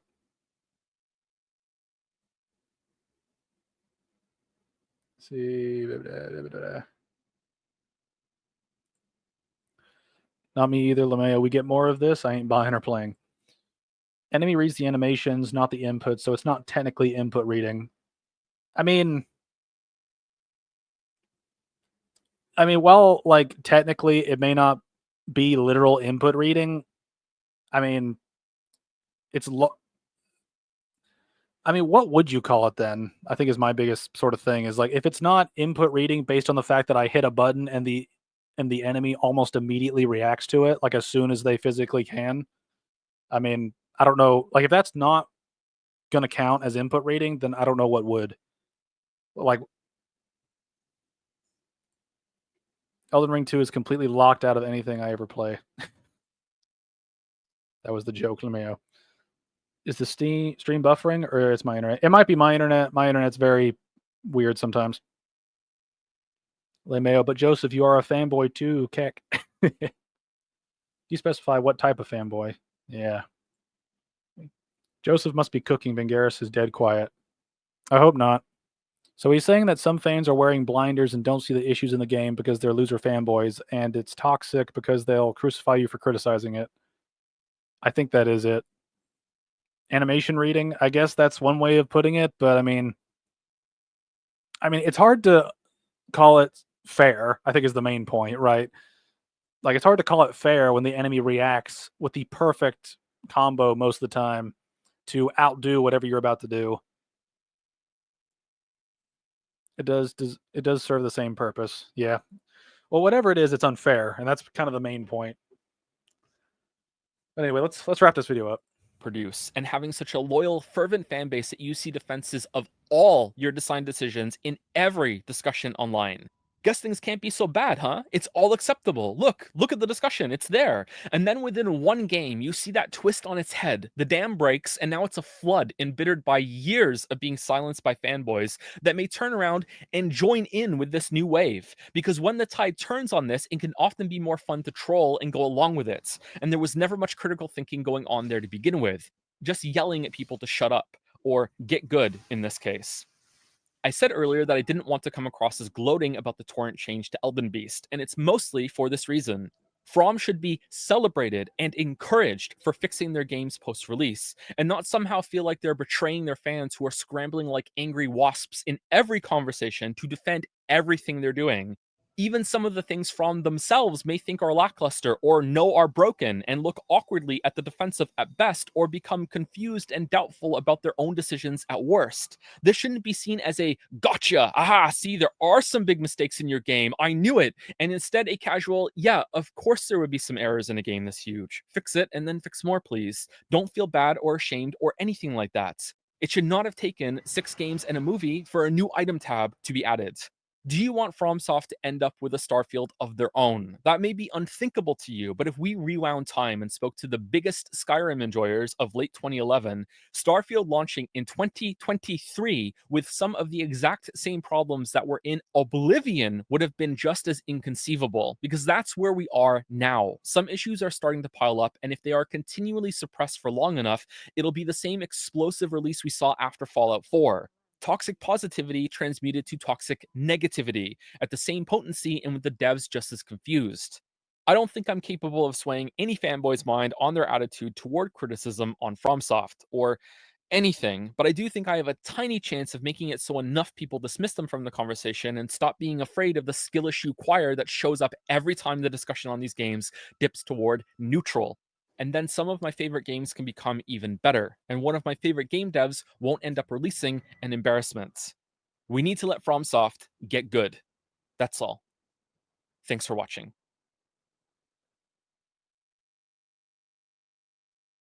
All right, is he going to say anything for this end, or is it just going to be pop-ups? There's another minute to this, so I'm wondering. Hello? Joe? Joe? Come back to me, Joe. Come back to me. Are you there, Joe? Do you need help? What's the ending meme going to be? Okay, so this is the current Here we release go. candidate. just make sure that you remove this part and any other changes that you want to make from the rest of the video before you send it back. And if I get the green light, then I'll put it on the channel and it'll be uploaded as soon as possible. As per our email and our discussions that we had, I went back and I added more negativity. I'm surprised you said that, but I added more negativity as you wanted to make the positivity seem more believable and genuine. So I did that. I don't know if I went too far on it, but if I did, let me know and I can scale it back a little bit. I doubt you'll want it to go even higher. We'll see. Um, yeah, I think that's about it. Please let Miyazaki-san know that I miss my children very much and I love them and I look forward to seeing them again after this is resolved. Thank you. Okay, so just a little meme at the end, which I do appreciate the meme. All right, let's wrap up chat here. Let's wrap up chat. All right.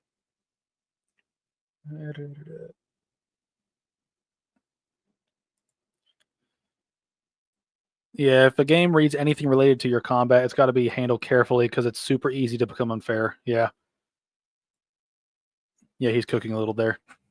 He cooked. Let it play. I did let it play. Joseph! All right. Well, I mean, again, kind of similar to the Elden Ring video. Like, there are some things I agree with, there are some things I disagree with, and overall, I kind of agree with that ending where he's talking about From Software essentially becoming Bethesda, where criticism is sort of silenced and forgotten, and then when they sort of reach their peak sort of failure, similar with like Bethesda and Starfield, then you kind of end up with, just a complete sort of tide turn amongst the fandom. And this is one thing is I think that From Software is pretty smart, right? I think they're pretty intelligent. So I'm hoping that the next game would be a turnaround, but until I hear really good things from people I trust, I'm probably not going to pick it up, right? And I think that is sort of an underlying thing with this game is that they've kind of doubled down on a lot of the problems that they had in Elden Ring, and their follow-up game after this, whether it be a follow-up game in this style, right? Because I don't really count Armored Core 6 because that's a very different game, very different series. But another game like this, where it's a combat-heavy fantasy role-playing game, that's going to tell us a lot about what they think of the criticisms of Elden Ring and the praises of Elden Ring. But then again, I have no idea how long it'll take them to actually make that game, considering that it took them 2 years to make a DLC for Elden Ring. And in between, it took them 3 years, I think, from the release of Sekiro to the release of Elden Ring. So this might be a while, especially if they're gonna try to one up it, which they might. So who knows?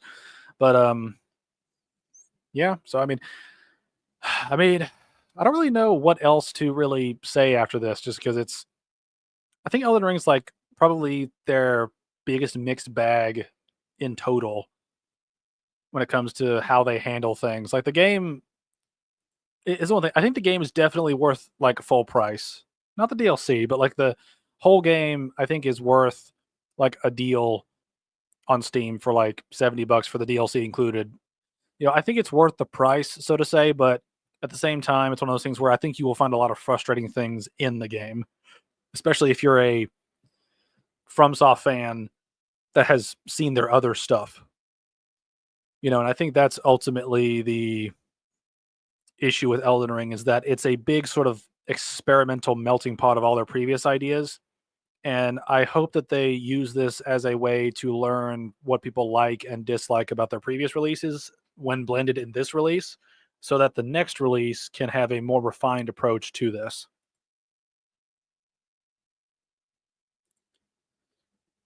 Miyazaki stated in interviews that they are going to make different types of games now coming from different directors. That would be interesting. Like, I'd be down for different things. Oh, apparently that came through twice. Yay. So there probably won't be another game like this for a while. Well, I mean, as long as the game's good, that's what matters, right? Why did that go 2 times? I don't know. I guess YouTube really wanted me to read it. But yeah, so that's the end of Joseph Anderson's Shadow of the Erdtree critique. But like I've been saying, I think the follow-up game after Elden Ring that they released, that's new. That's not a sequel to anything. I think will be telling. It'll say a lot. Please don't let it be from Tenemura. Oh yeah, wasn't he the Dark Souls 2 director? Or am I misremembering the names? But regardless of that, let me pull up something real quick. Will you play Sekiro on stream? I will not. My internet is very sort of limited. And it's one thing that I can't upgrade it anymore. Like even with an Ethernet cable, I cannot upgrade it any more than it already is. So streaming games tends to get very choppy. And what I personally like to do is just keep gaming on the gaming channel, which check the description. You can see a Van Gaming, and that's basically where I put all my gaming stuff. I'm going through a lot of old stuff right now that I've wanted to play for a while, so give me a little time. I will get to Sekiro, I promise. But it is one of those things where just streaming games has been problematic for different reasons. So I'm looking to, I want to keep the games in sort of as real as possible, and I don't want that to be negatively affected by the stream.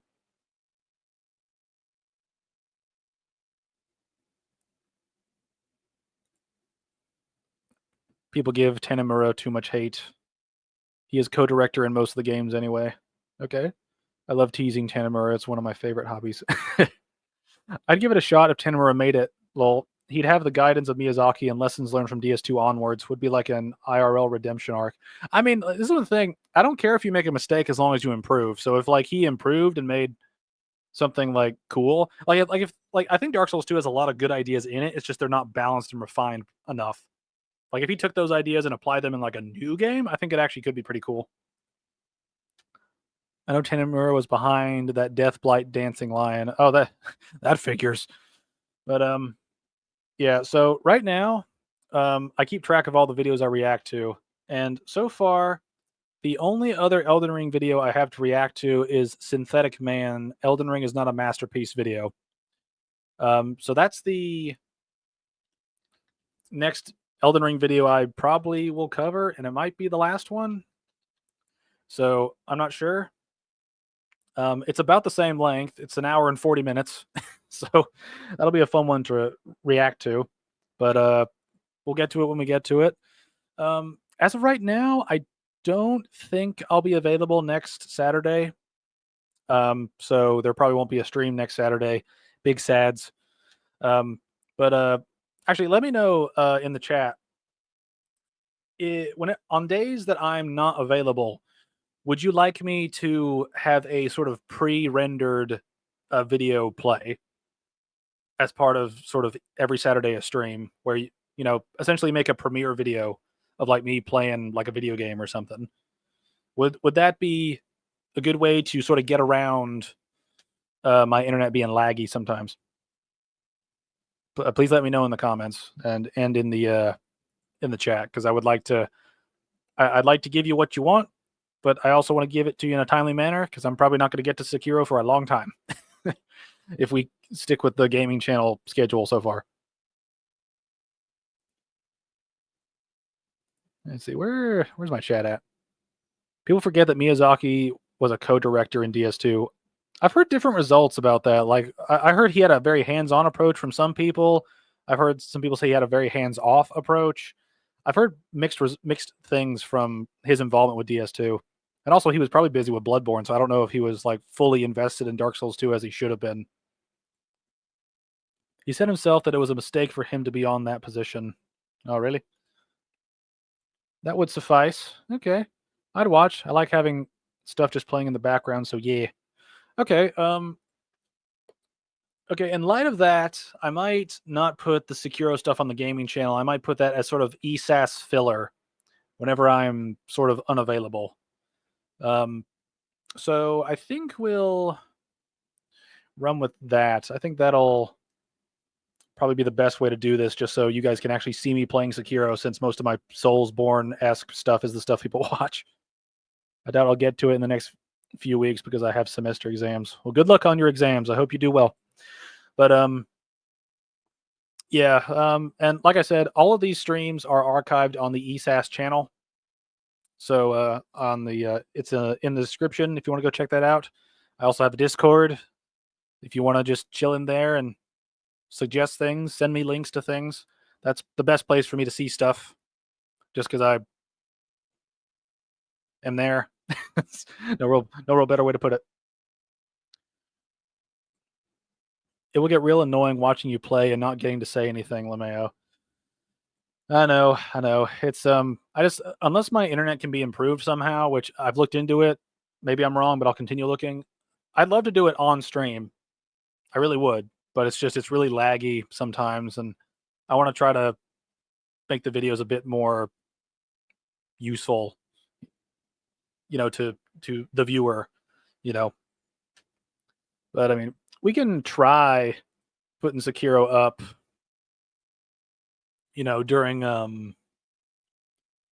during different things, like whenever I'm unavailable. And I mean, one thing I could do,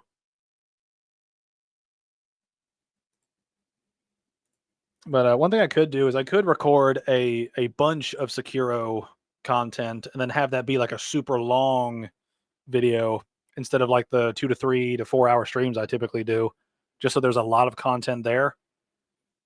So I could work on that. Let's see. No, I forget. Can you create polls in StreamYards? I forget.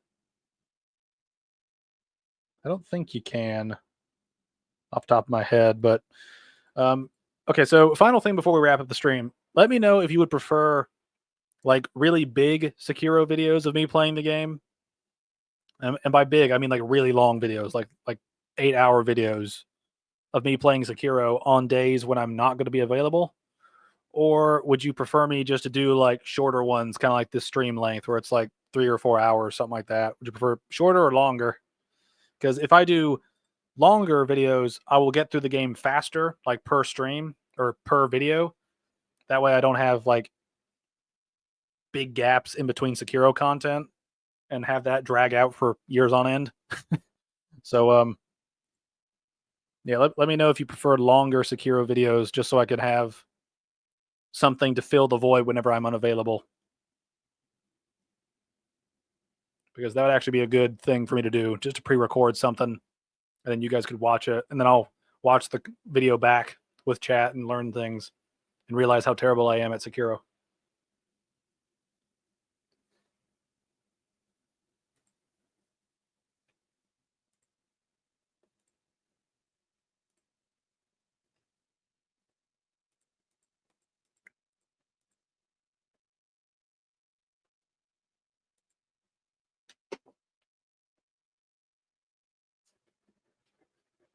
I don't really know what to say right now, so let me know what you think.